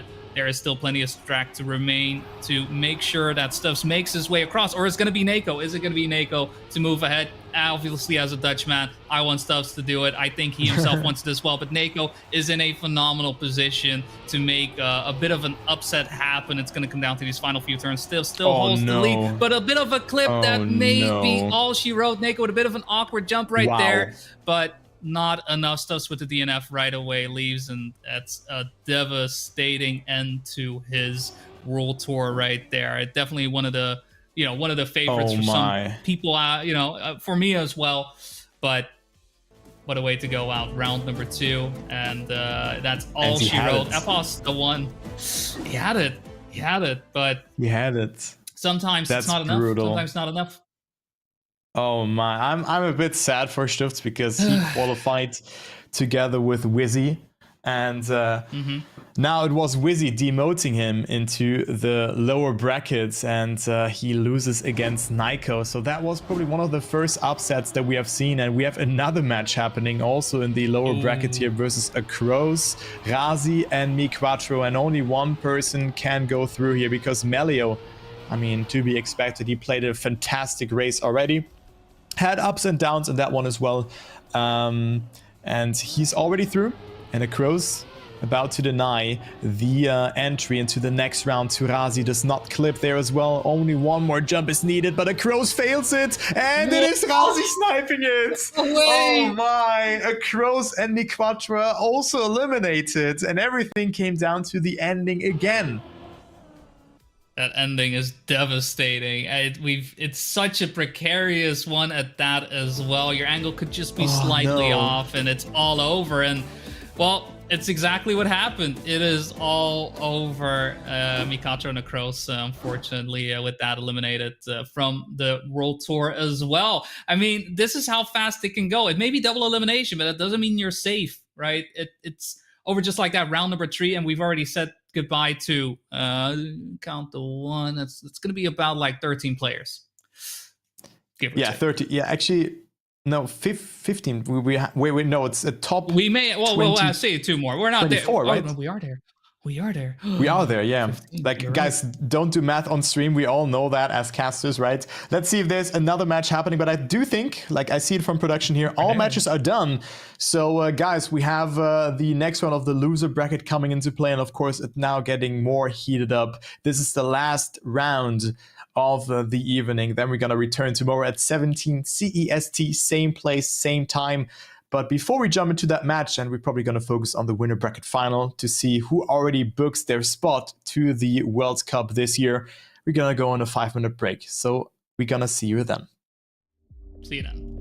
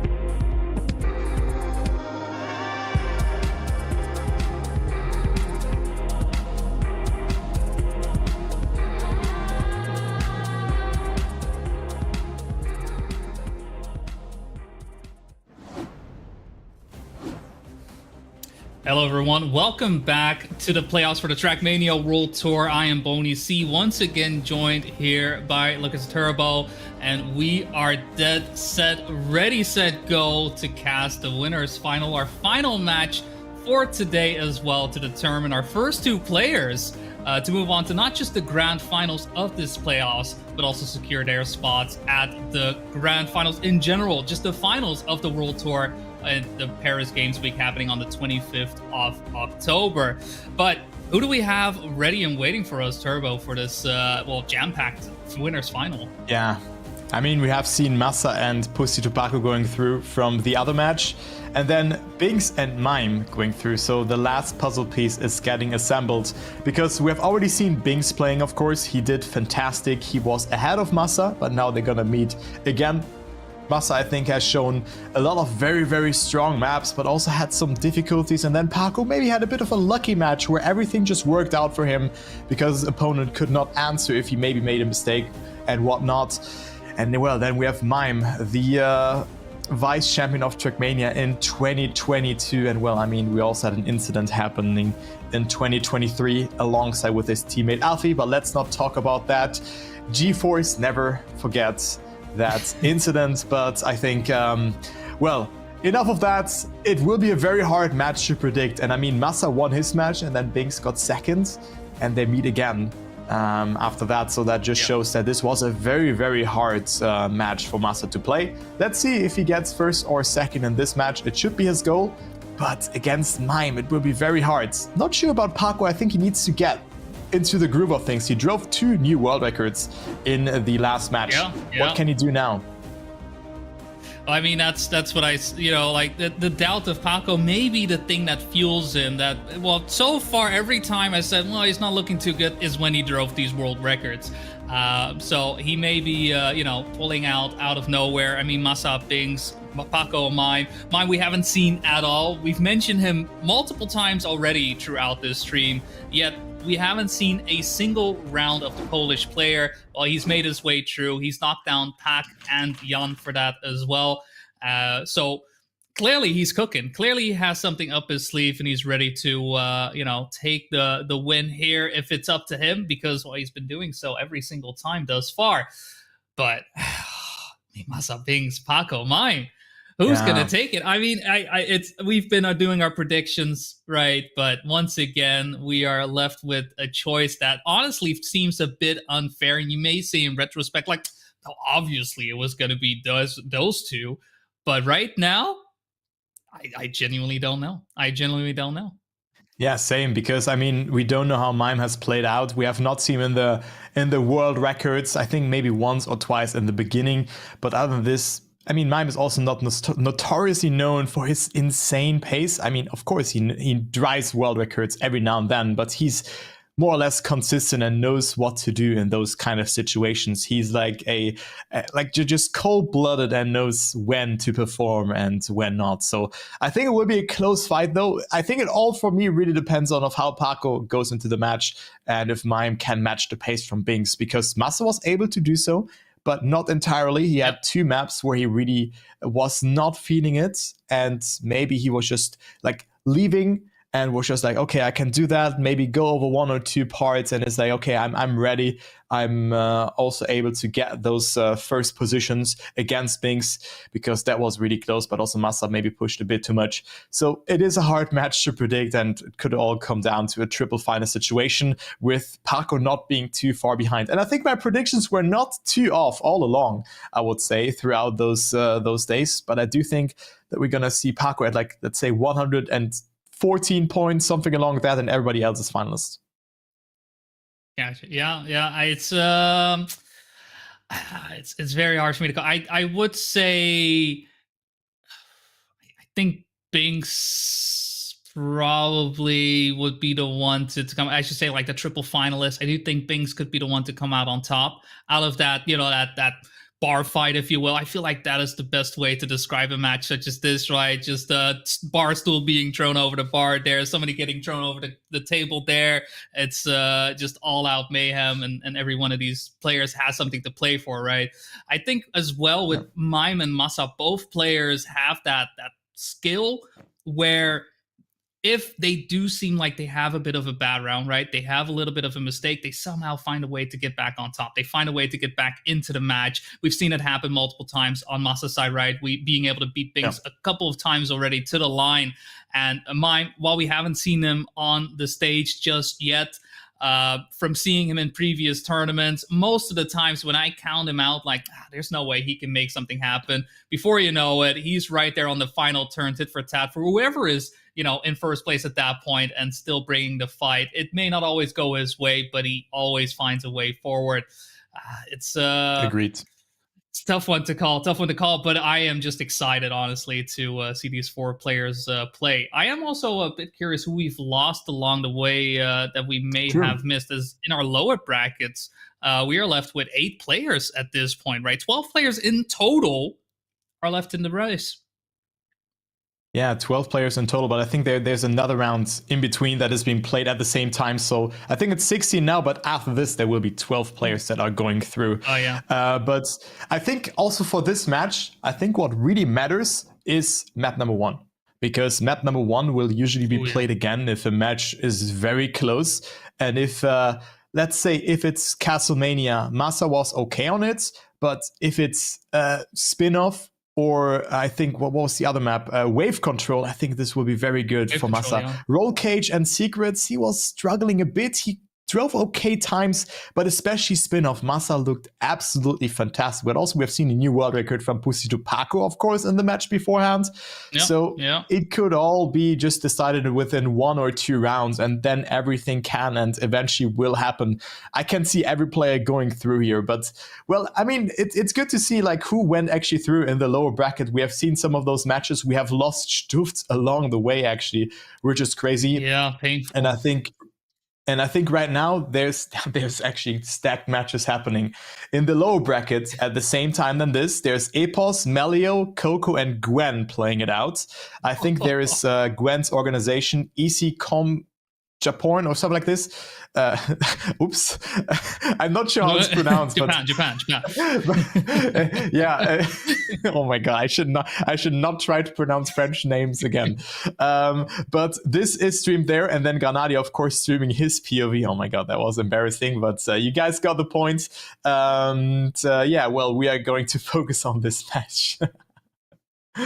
Definitely. It's honestly some tight matches happening in lower bracket, but that is the result, right, of the way double elimination goes, right? You'd simply, cut the chaff from cover the chaff. The saying goes, as it says, either way, we're gonna have to say goodbye to some players, but not right now. This is not an elimination match. This is a match to determine a spot in the finals happening in just a couple of weeks. Masa, Bings, Pusta Paco, Mime. 4 names, 4 players, all ready to get into not just the grand finals here and perhaps get that first place in playoffs overall, right? Get that advantage happening where they are able to pick the players in their match at the Paris Games Week. It's, just a trophy, another trophy on the wall, another way to say, hey, look at me, look how good I am. You guys have to deal with me. Yeah, and just saying, we have not seen Mimes in the world records. Look who has the world record on this map. So again, my estimation was wrong, but Mime with the first mistake. And I think this is the second best map for Masa to be map number 1, I guess. But I mean, Binks was also very strong on this one. But like seeing Binks' pace, I think he could be done like just in 5 maps, let's say like this, because Binks showed insane pace. So for me, Binks, Masa taking it, but like Mime, it's in I don't know his pace. I don't know what he did in the other matches. We just know that he won, but how close it was, we had no idea. And it was the first time that we see him playing, and he made a mistake in round number 1. So that's all that we know. And Binks is on a great time. Let's take a look. What will it be? Will it be a low 106? Yeah, 106.614. And Mime's time is really fast, actually. A 0.275 is the world record. But of course, not in this round. Masa takes second place, Paco on third, and the first round madness is over. Let's go into round number 2 and see if the round pans out a bit better for Mime. Yeah, a bit of an unfortunate mistake on his end, current world record holder. And I just want to see, if that is the pace that you can set in rounds, let's just show it again, just one more time for old time's sake. he's going to have to go for it once more. For the time being, though, it is Massa and in the lead. Binks in second place. Pussy Paco and Mime following suit. Not too far behind, though. Very much all up for grabs for any and all of these players. You see some differences. Once again, a couple of players going for the wallbang strat, while others decide to go for the drift. I am 99% positive that when we revisit this map tomorrow, the lines have been drawn, and most likely one of the two will have been picked. But for now, it's a bit of a repeat of what we've seen when these two titans are clashing up against one another. Massa and Binks on first and second. Paco and Mime missing in action. Mime once again with a mistake, 6 seconds behind, and it's going to be a close one again between Massa and Binks. Who is it going to be? Is it going to be Massa this time making it to the line, or will Binks get another 10-pointer for his troubles? It's going to be Massa evening up the score. 16 points for both players. Paco and Mime just have it across the finish line in third and fourth place. A PB there for Massa as well, with a 0.6. Yeah, good time there from Massa indeed, and now both are at 16 points in the lead. Binks and Massa looking very comfortable. I mean, we have already seen them playing it out in one match. I think that was winner bracket round number 2, if I recall that correctly, where Massa and Binks were absolutely crushing it. But in this round, it's the exact opposite. The world is completely different. Yeah, now the world is completely different, but I mean, in round number 1 and 2, it looked really good, because look at Paco and Mime's points. Mime with 2 last positions, and then Paco with 2 third places. And it looked for a second that Paco was clipping there, but nope, that was not the case. He did survive that, and both ITB players are surviving that sector here as well. So the first 10-pointer can be rewarded towards Hungary, towards Pussy Paco, the young prospect, still one of the newer faces in the scene, and is already so close of qualifying to the World Cup this year. What also will be interesting is if we will see the same players in the grand final, it will be anticlimactic, or if the losers of this match will get cycled out, maybe even both of them in the consolidation final tomorrow.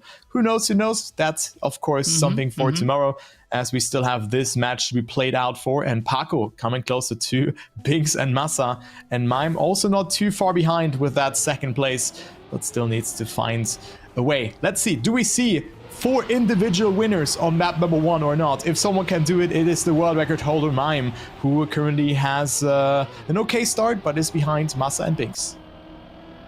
Yeah, Paco with an even worse sector right there, falls behind by about a second. So it is Massa, Binks, and Mime, very tight-knit together, stuck to each other like honey.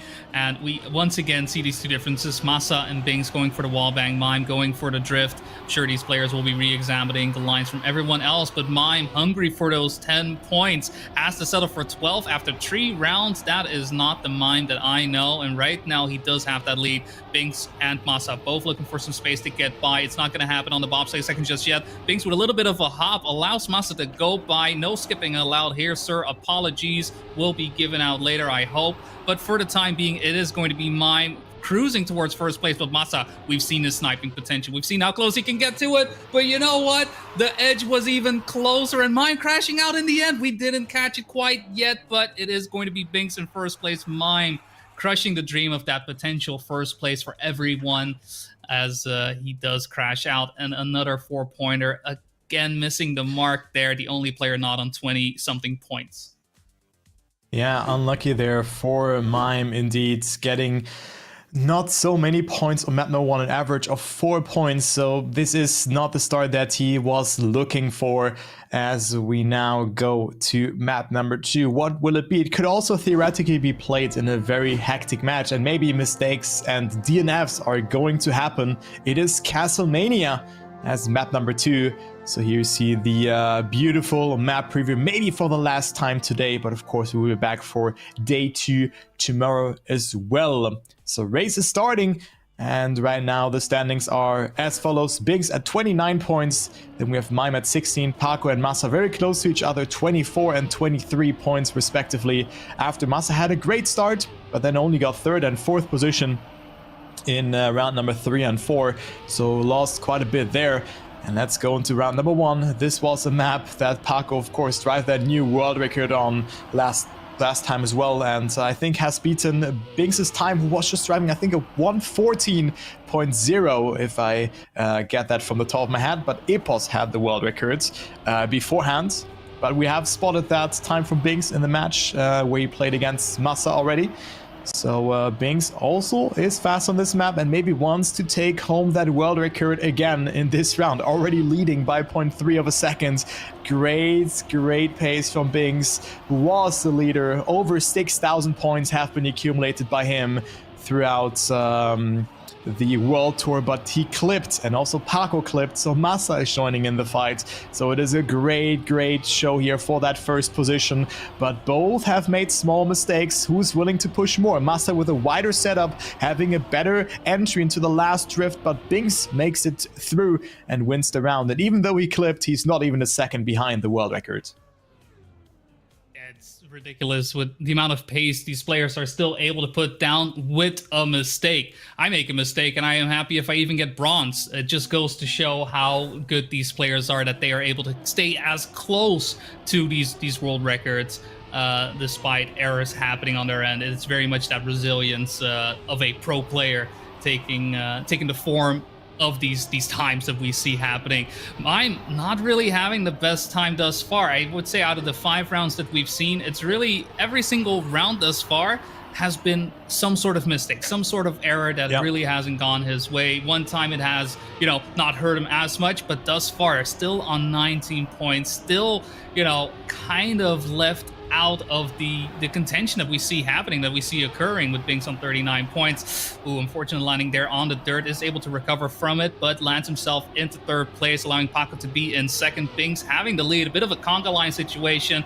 All the players very close to one another, but not really finding the space to get by. Perhaps this drift, a little bit of risk, could pay off for any and all of these players. Ooh, Paco actually starting to get a bit closer to Mime, and Massa also wanting to join in on the fun. Across the wall, everybody makes their way through relatively cleanly, and Binks is the one starting to really step out from everyone else. Paco with a bit more speed, with Mime not having as much speed throughout that turn. Massa looking for the snipe, goes for it, misses it by a hair, and it is Paco holding on to that 2nd place. 6 points going his way, and Massa is going to have to settle for the 4. Look, you just have to complain that we have not seen a close round, and voila, we have a close round in our hands. So good to see that, but Perfect. Binks still an unstoppable force here. Look at that, and Mime on the flip side, 22 points after, I think, 7 rounds played, or no, 6 rounds played. I think this is round number 3 now. This 22 would be a bit too low for that way, and he got a 2nd position already. So Mime really in need of some points here, and else it is looking dire for the Polish player for ITB. So right now Binks leading again. Old story, let's say like that. Paco now wants to secure his 2nd position a bit more clear, because it is Massa who does not have the best round here, and Paco with a beautiful no slide going back into the lead here. By the looks of it, it's a neck-and-neck fight between Binks and Paco here for those 10 points. Very important round for both players. Binks could extend his lead, and Paco yet again clipping there. We have already seen this mistake in round number 1, and now Binks has a pretty large gap here of 0.3 of a second. Mime not with a good line there by the first look, but he was able to get it through, so maybe he can get himself at least 6 points in this round. Bassa with a different line there, going through those. Wow, what was that? Oh my, Massa with a full Hail Mary there in the ending, almost sniping Paco's 2nd position, but it wasn't meant to be, and Binks almost halfway through, and that's, one could say, is a new line, and Massa definitely delivered, and it was a bit faster in this way. Yeah, man, I'm gonna have to look at the map after seeing that. I didn't even realize that was a potential line, but Massa, he saw through the matrix, he can read it, and he makes his way through it. Does look like Binks, the number 1 player throughout this match thus far, is relinquishing his control for the round for the time being, but has he been strong as ever. It seems like, I was just thinking, where first we saw him play against Massa, it was, he was in control, but Massa was there to, keep him honest, to keep him in check, to get points here and there.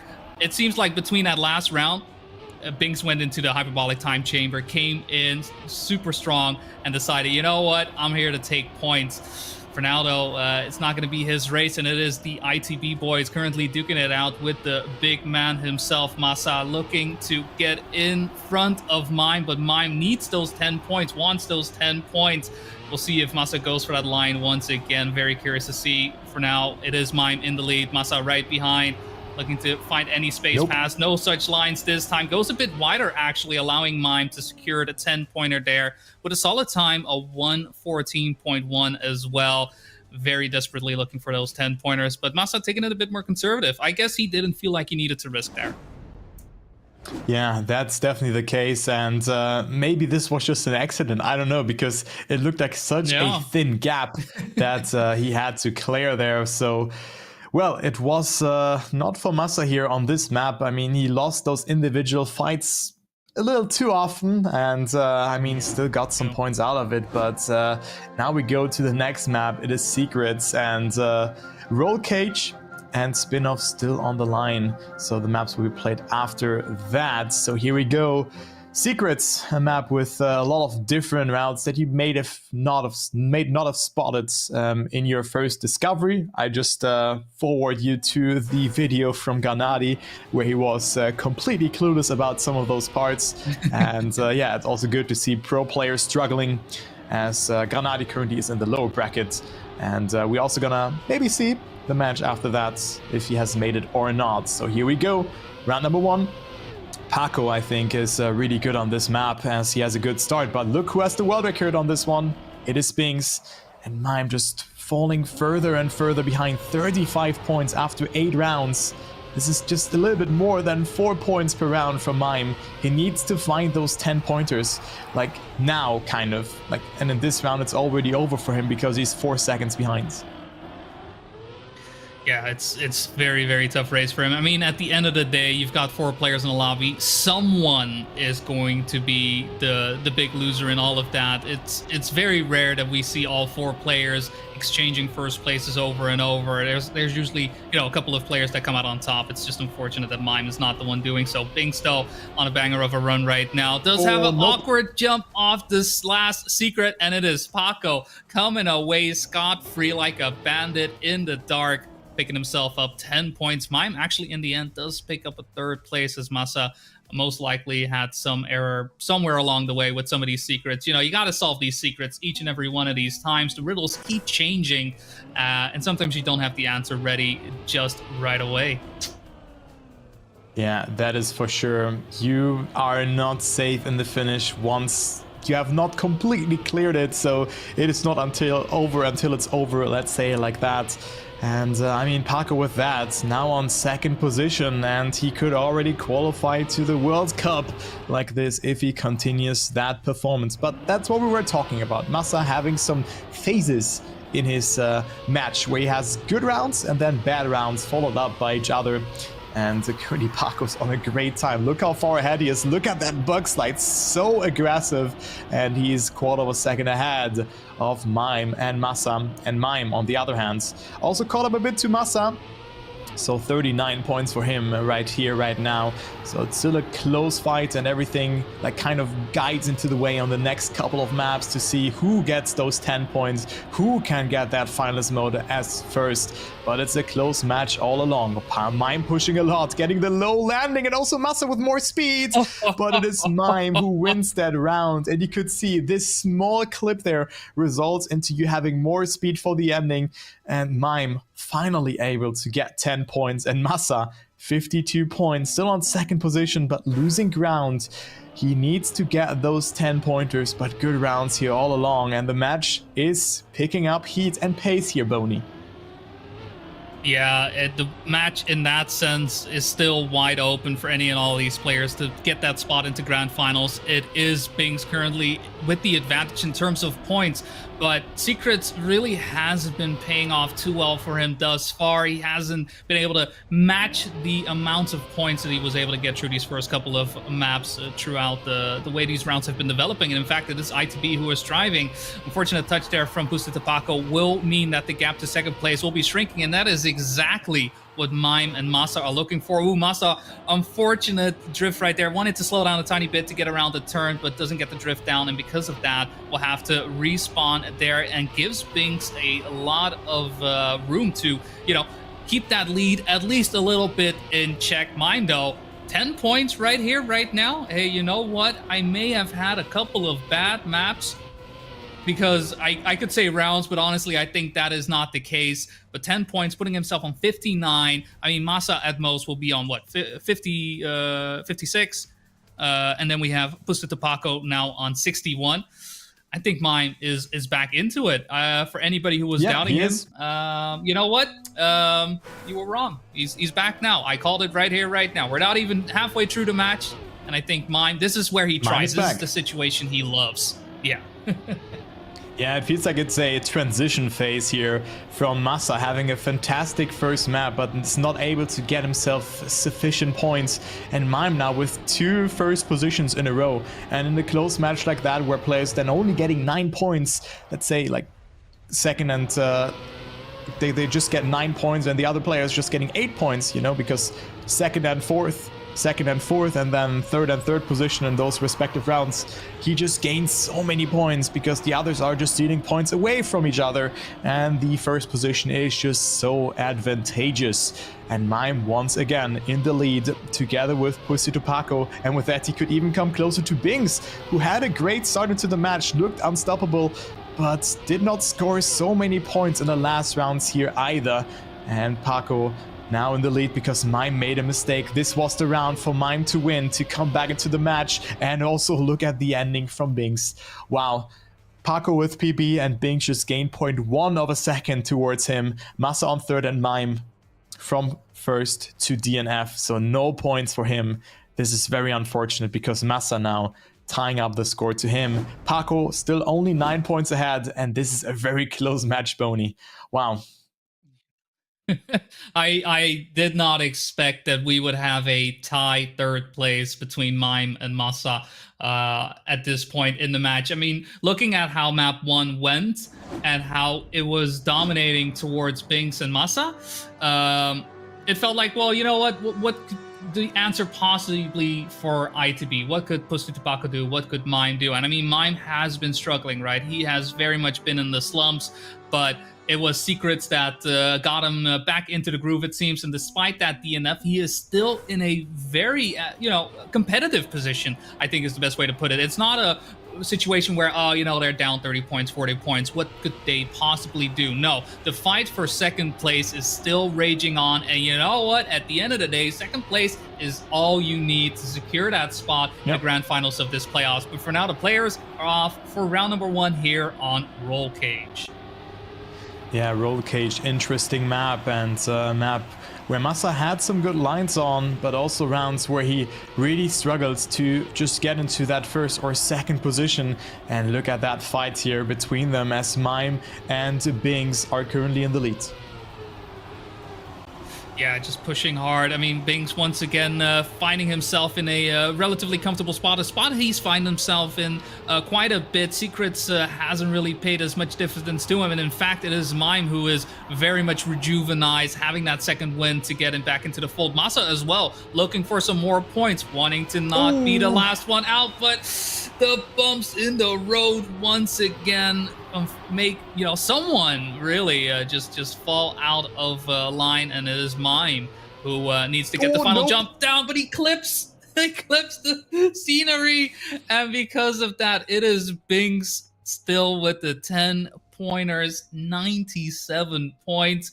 I mean, in a lobby such as this, to know that you are ahead by 25 points of number 2, that in and of itself is very impressive. But hey, it takes a bit of luck at the end of the day sometimes. And you know what? I'll give it to Binks. That was a bit of luck on his end, but he created it.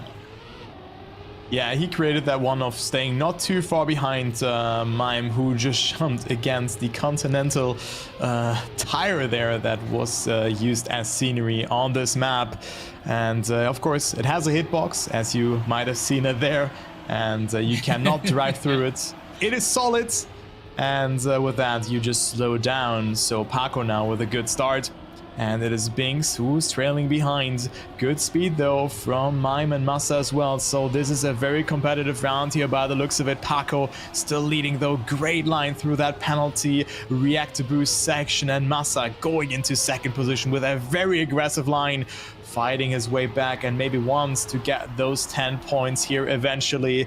And yeah, this is looking good that he at least gets that second place, because Binks and Mime are both quite far behind. Paco with a good line, Massa with more speed by the looks of it, but Paco traveling significantly less distance, but there's still the ending to be cleared. Massa with more speed. Will this be enough though? Paco not clipping, getting a really good reduction of airtime.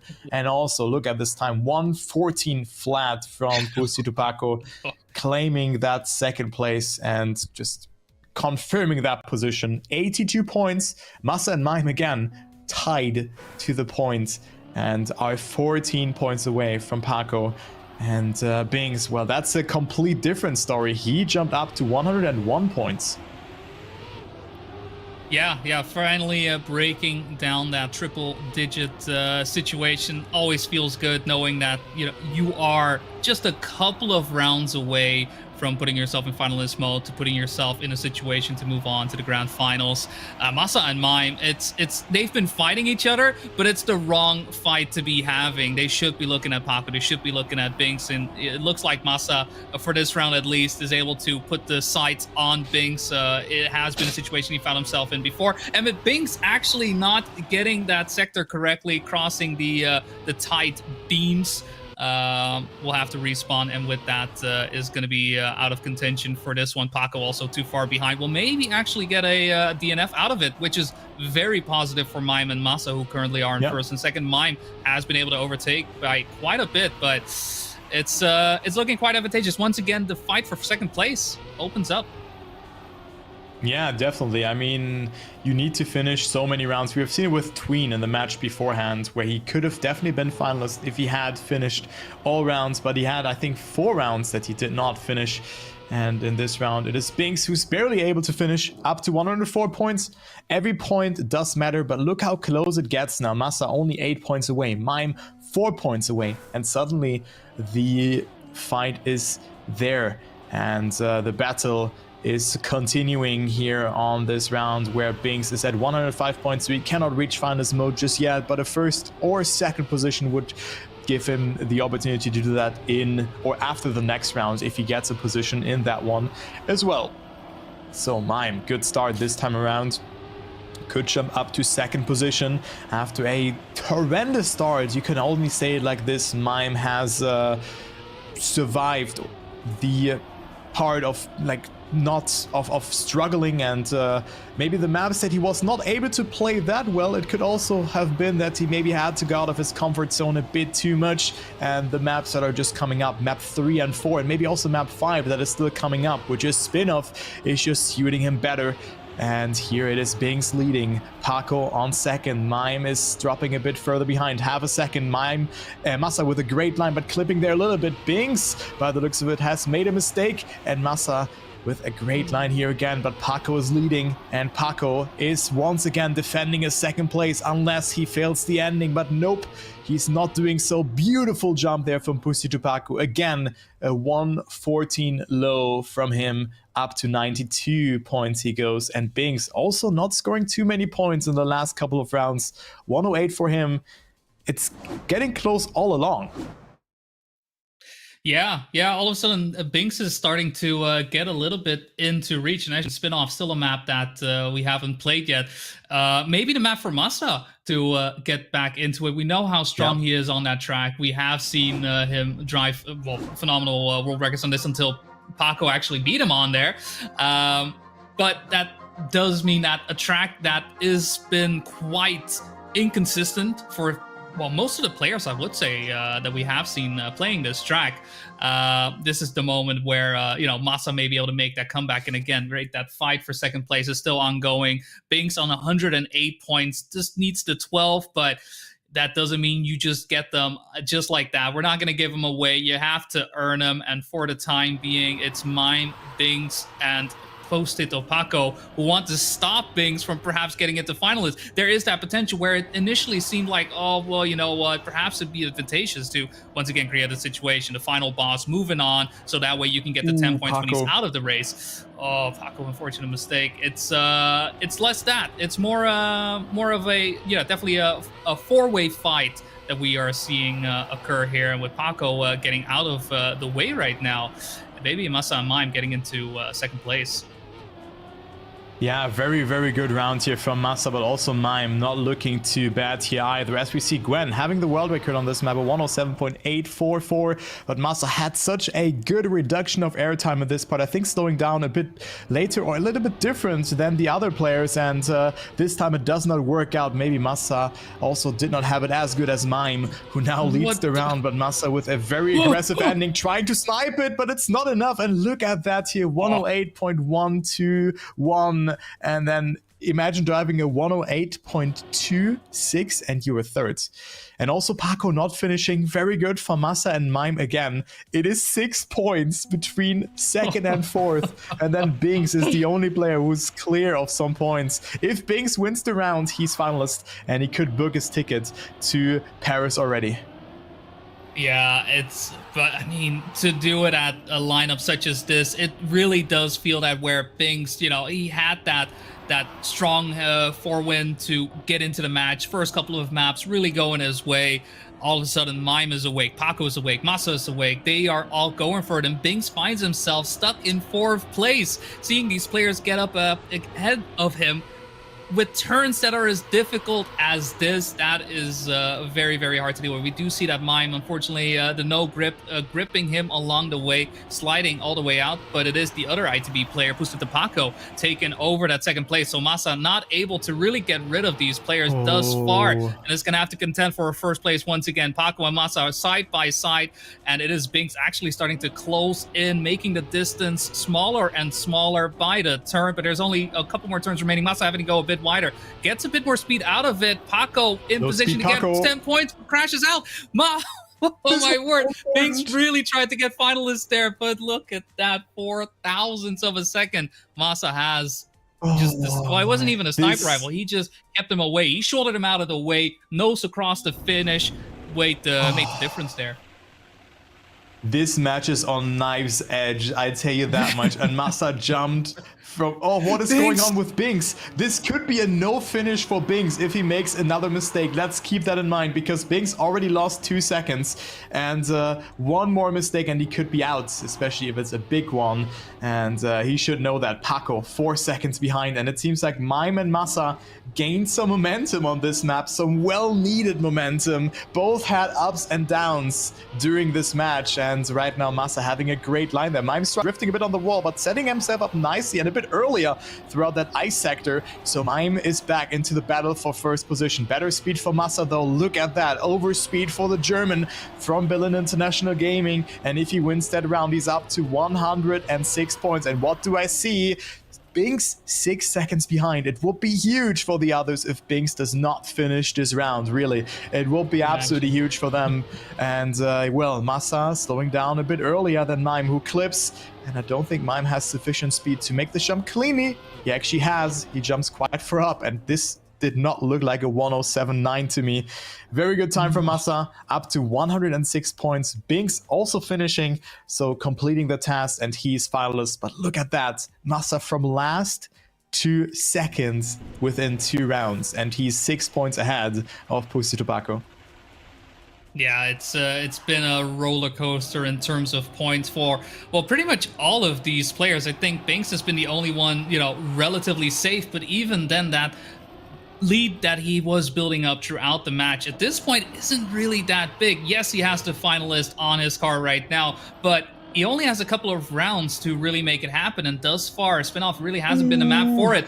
I mean, Masa going out on the beam may be the first step to victory, but for now, it is Bings right behind. Now Mime falling out. What is happening? Where is everyone going? The seas are parting right now for Bings, who wants to secure this finalist, who wants to secure his spot at the Paris Games Week, who wants to secure his spot for the World Cup happening, and it's only Pusita Paco in front of him right now, and he is oh so close to him. Will Paco have the speed to keep him away? It's going to come down to just a couple more turns. It's going to be the brakes off. It's going to be that final jump.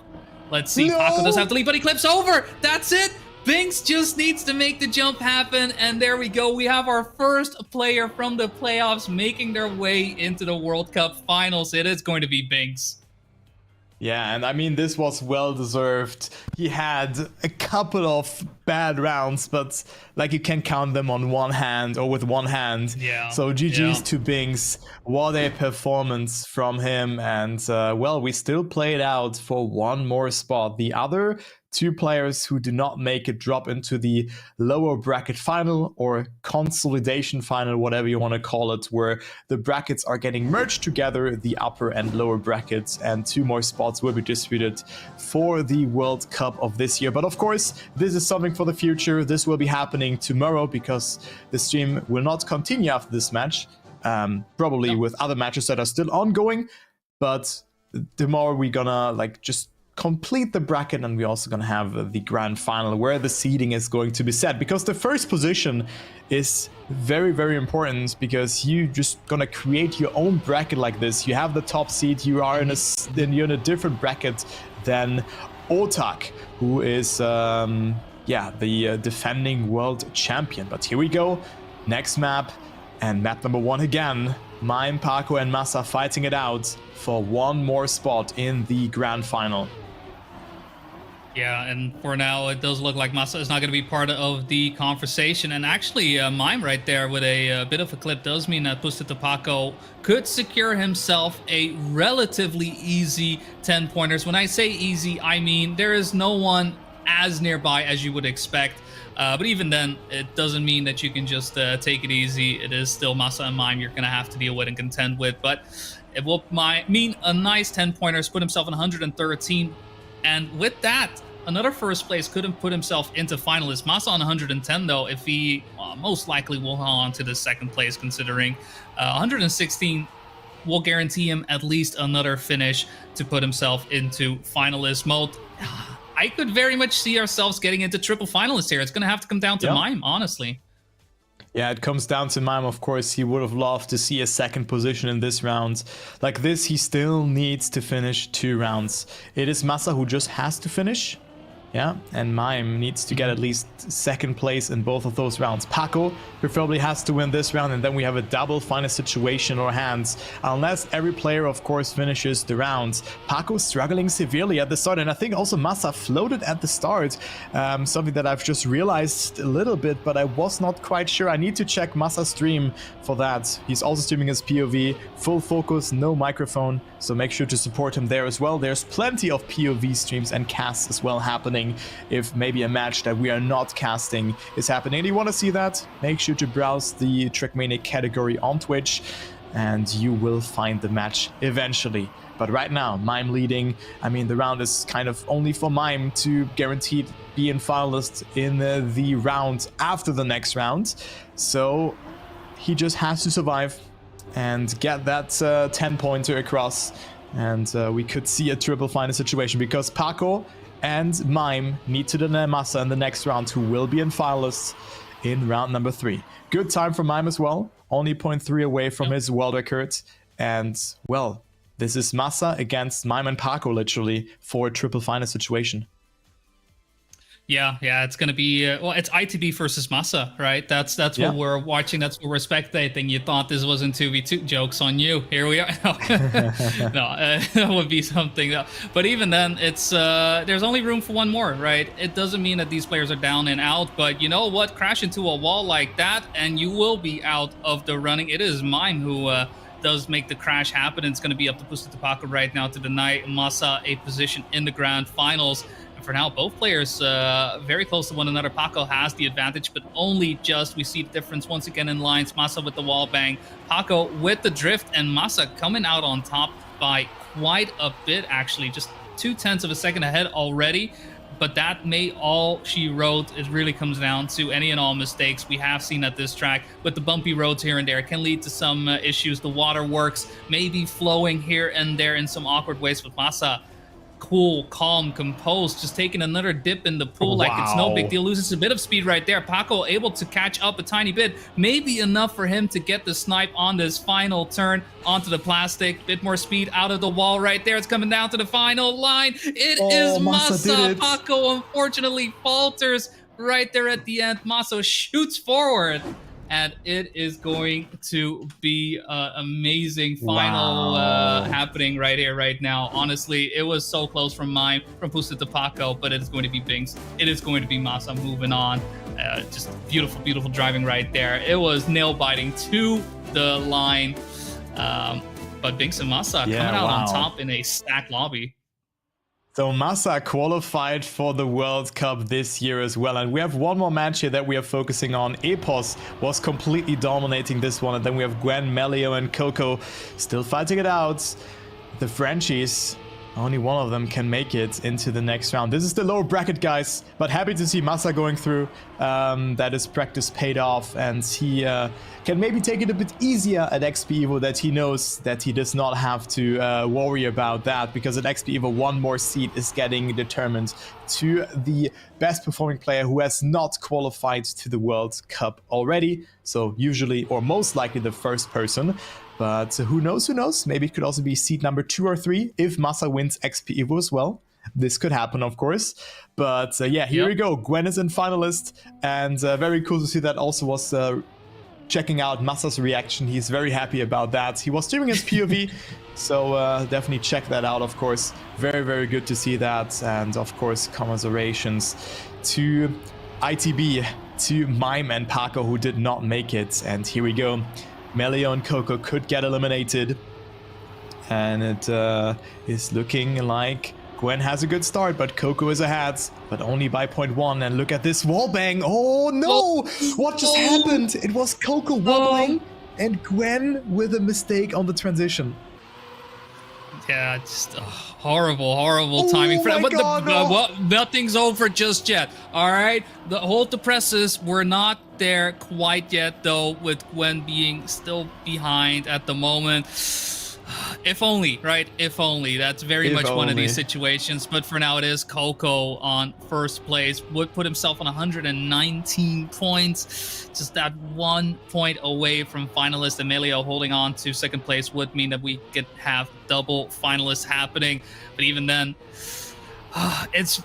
it could be in any and all, mistakes that could cost the round at any point. It's simply that, right? That is how close it is. That is how close skill level is between these players. Coco just needs a singular point, but that may as well be a mountain to climb, honestly, right now. Melio and Gwen both on finalist.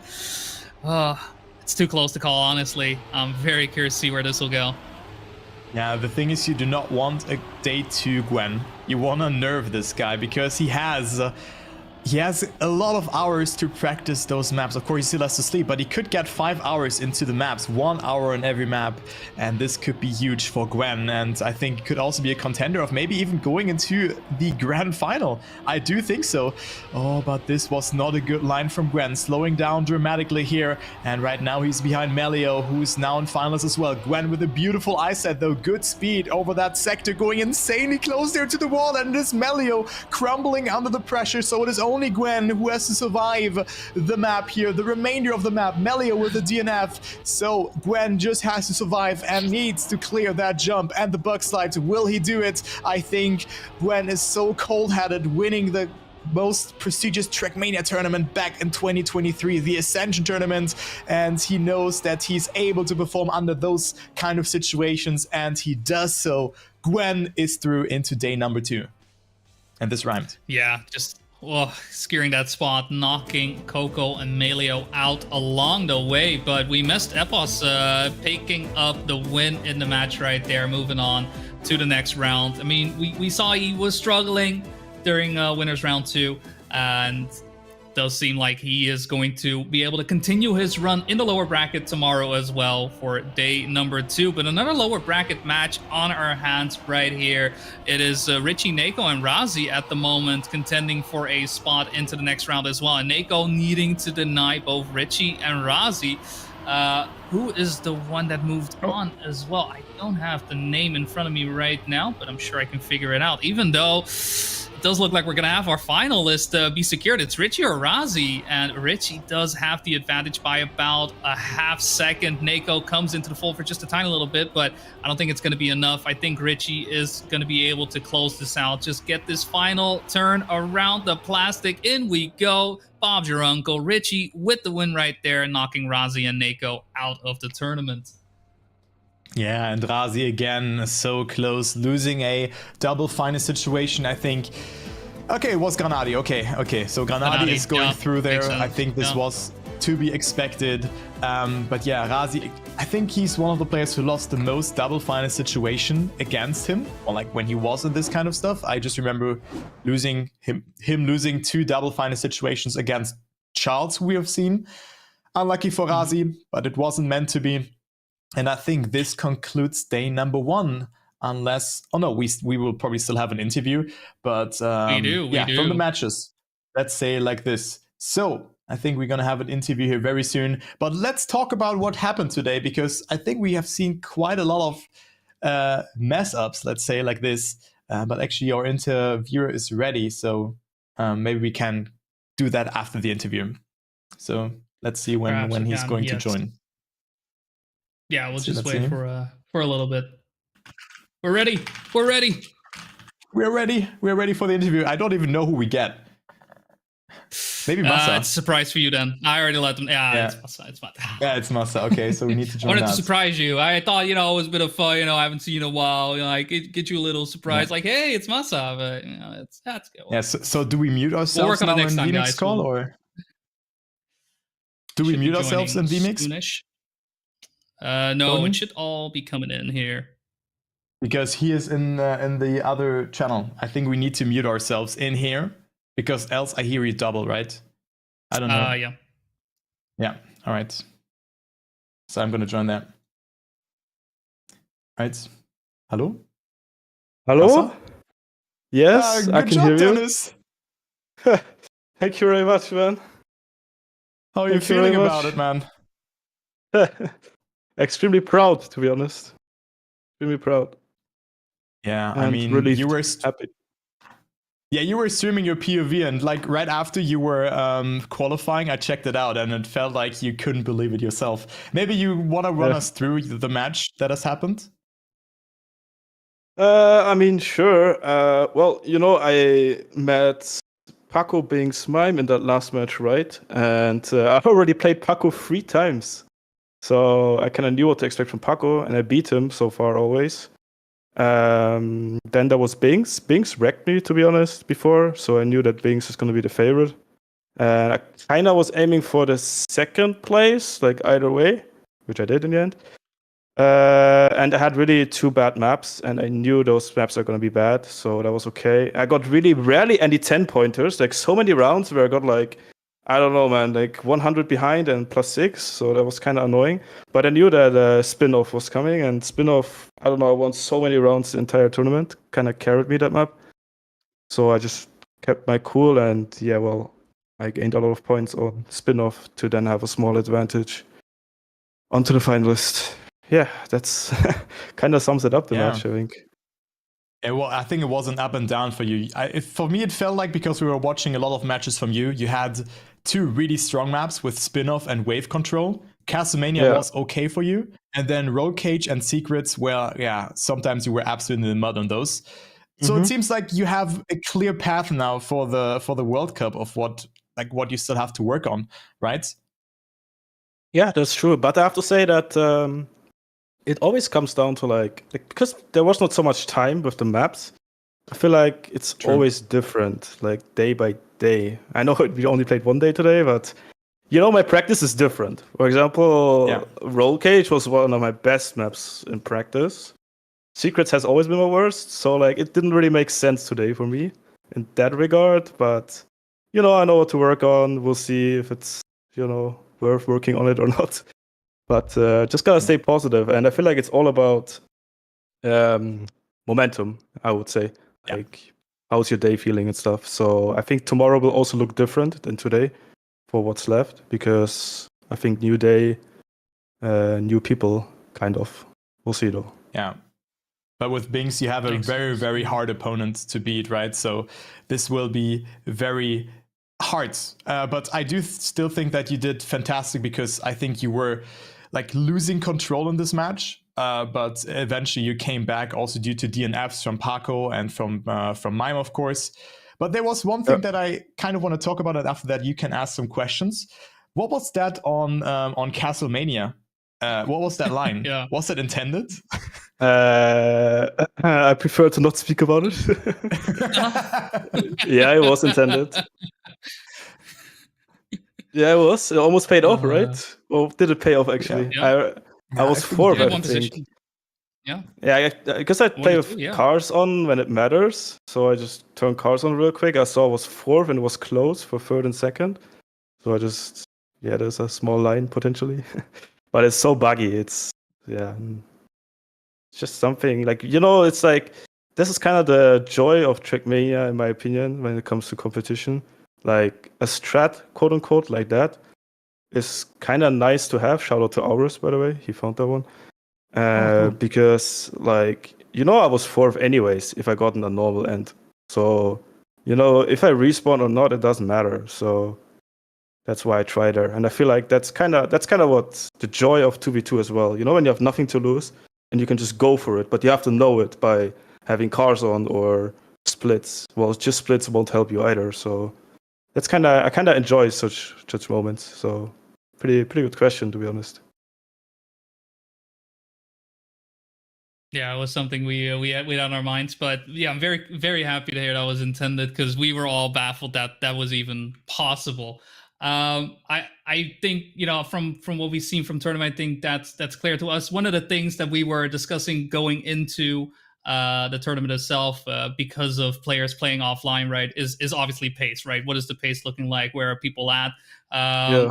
Do you feel like the pace that we saw today is what you expected as well? Was it higher or lower? How were your expectations going in from your practice to seeing how players were playing? I think it was as expected, except wave control. Wave control, I expected higher pace, like higher level in general. But all the other maps, I expected that Secrets is going to be a shit show sometimes due to the ending and all the other stuff and the start. But it's an easy map, but it's not an easy map in match. We knew that from practice matches. So I kind of expected it to go kind of up and down for some people. However, best player there, Binks. Binks, absolutely insane on that map. Like, much respect to him. I have no idea how he does that. I need to step it up there. I think I did not expect, to be fair, a small thing, I would say, on roll cage. I did not expect people to be this insane. Like, in my first match, people already dropped 113s. I think that was just nuts, to be honest. Like, but otherwise, I feel like it was kind of as expected, because we practiced a lot, and I mean, we are good players, right? So I don't really see how people get like much better. Like maybe a bit better, like Binks today, but overall it should all be the same level-ish. And pace-wise, Binks seem to be on another level. Yeah, that's for sure. But also then match one, like, just look at this. Gwen now like crushing it in the lower bracket, then Paco and you both in the winner bracket final. So this was like an absolute monster of a match. Yeah, I knew that. I knew that beforehand. Yeah, that's crazy. Yeah, but I feel bad for Paco. I'm happy. He was second seed, and I knocked him out 3 times now. Like, I feel bad for him. Like, and it was close. So I feel bad, to be honest. I hope he makes it. To be honest, he deserves it. Straight up, he deserves it.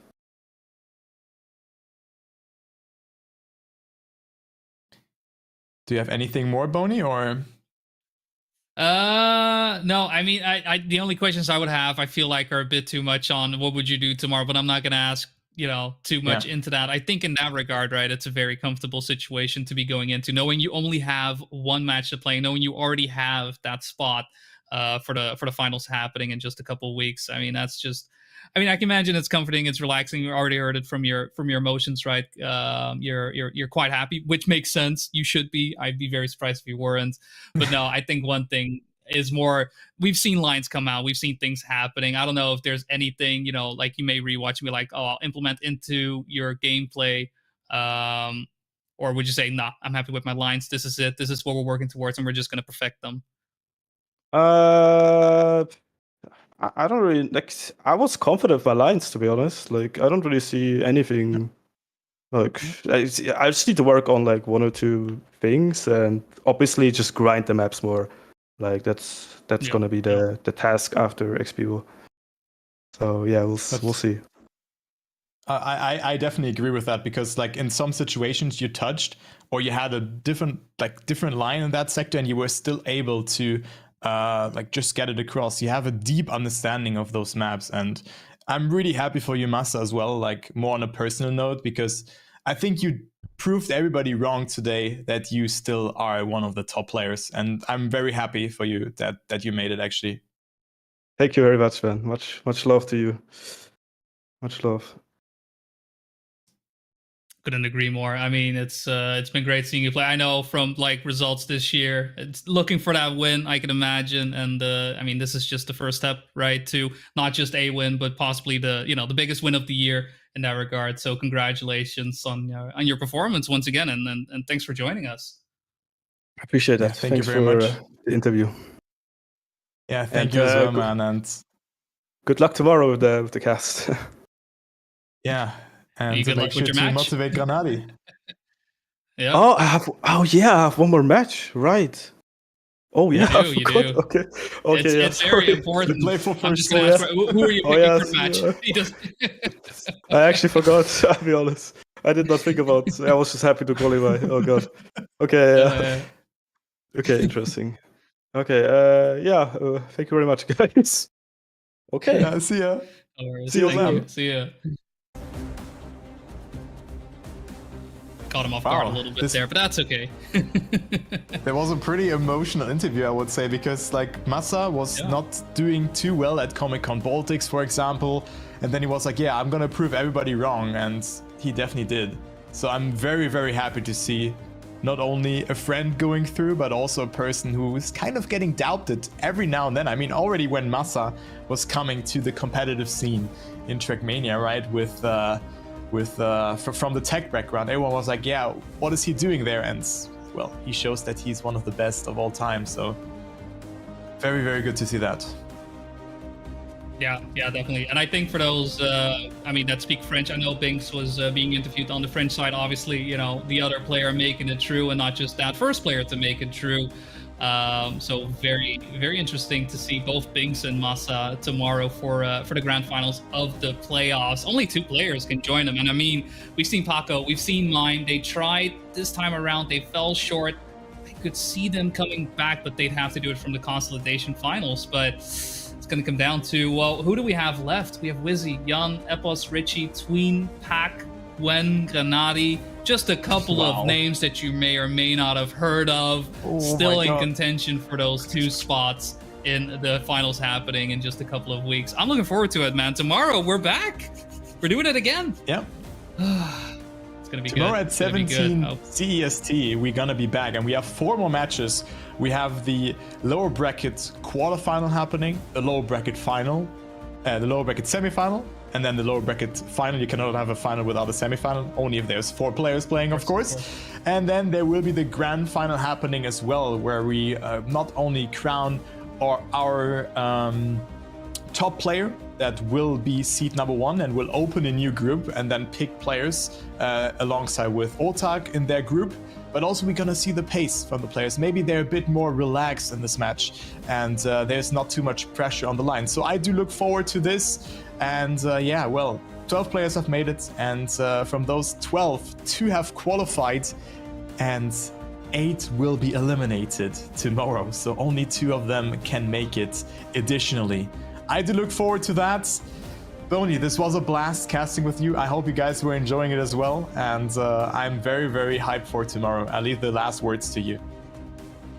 Yeah, definitely. It's 4 more matches. It's going to be 4 more bangers. I'm sure of it. It has been a spectacle today. We've had some upsets happen. Players go out that we didn't expect to, but at the same time, players making their way to the lower bracket as hard as they could be. But that's enough for me. For now, all we can do is wait for one more day. So have a great day. Have a great night, wherever you may be. And we'll catch you all tomorrow here once again for the conclusion of the Trackmania World Tour playoffs. Yeah, thank you very much for joining.